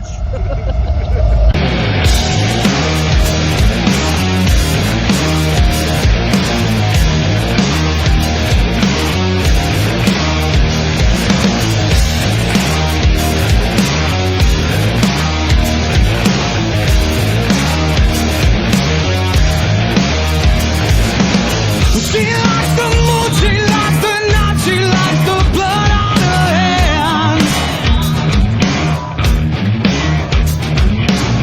She dances naked through the trees until her eyes go red. She whispers prayers into the wind and she communes with the dead.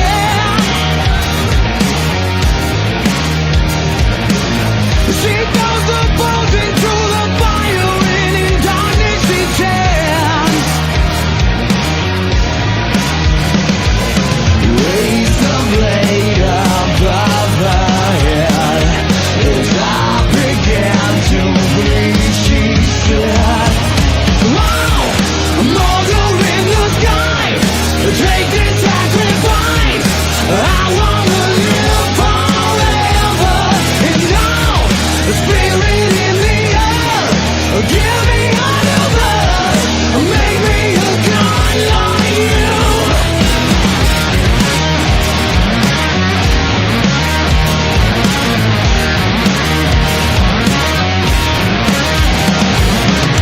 Around the woods, 1,000 eyes look on as she stops the feast. There was a smile on her face as she watched my soul leave.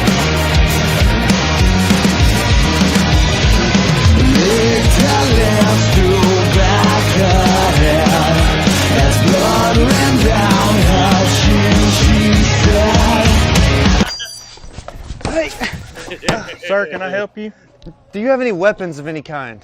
Anything to defend yourself? Sir, this is a Speedy Mart. We have hot dogs 2 for $1. I just put them on the roller yesterday. They're pretty good. No, man, like something sharp, something like I can stab, defend myself with. I've got some sharp cheddar combos over there. It's kind of like a Ritz cracker pregnant with a cheese baby. All right. Well, let me just take one of these lighters, and I'm gonna borrow your bug spray, and can I borrow your bathroom key as well? Yeah, bathroom key. All right. Yeah, bathroom. I got your bathroom key right there. Make sure you bring that back. And that'll be $13.62. And I'm gonna have to have a jack change, sir. We're in a coin shortage. We're in a coin shortage. Whatever, man. Okay. Whatever, man. Oh, I'm sorry. Here she comes. Here she comes. "A motor in the sky, take this sacrifice. I wanna live forever, and now the spirit in the air. Give me a new birth, make me a god like you."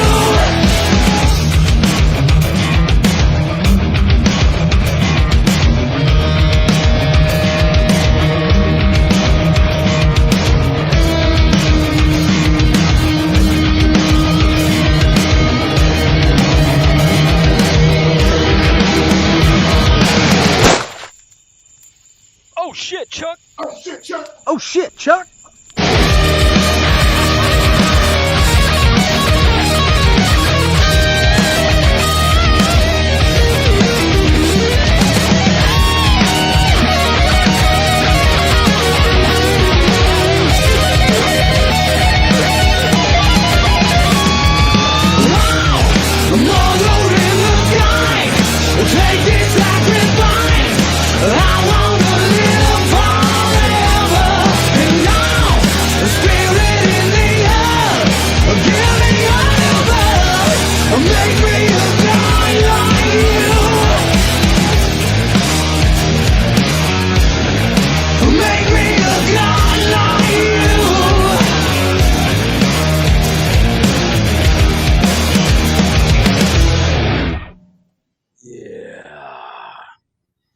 We're gonna get a cease and desist order from Blacktop Mojo if you don't stop. Easily.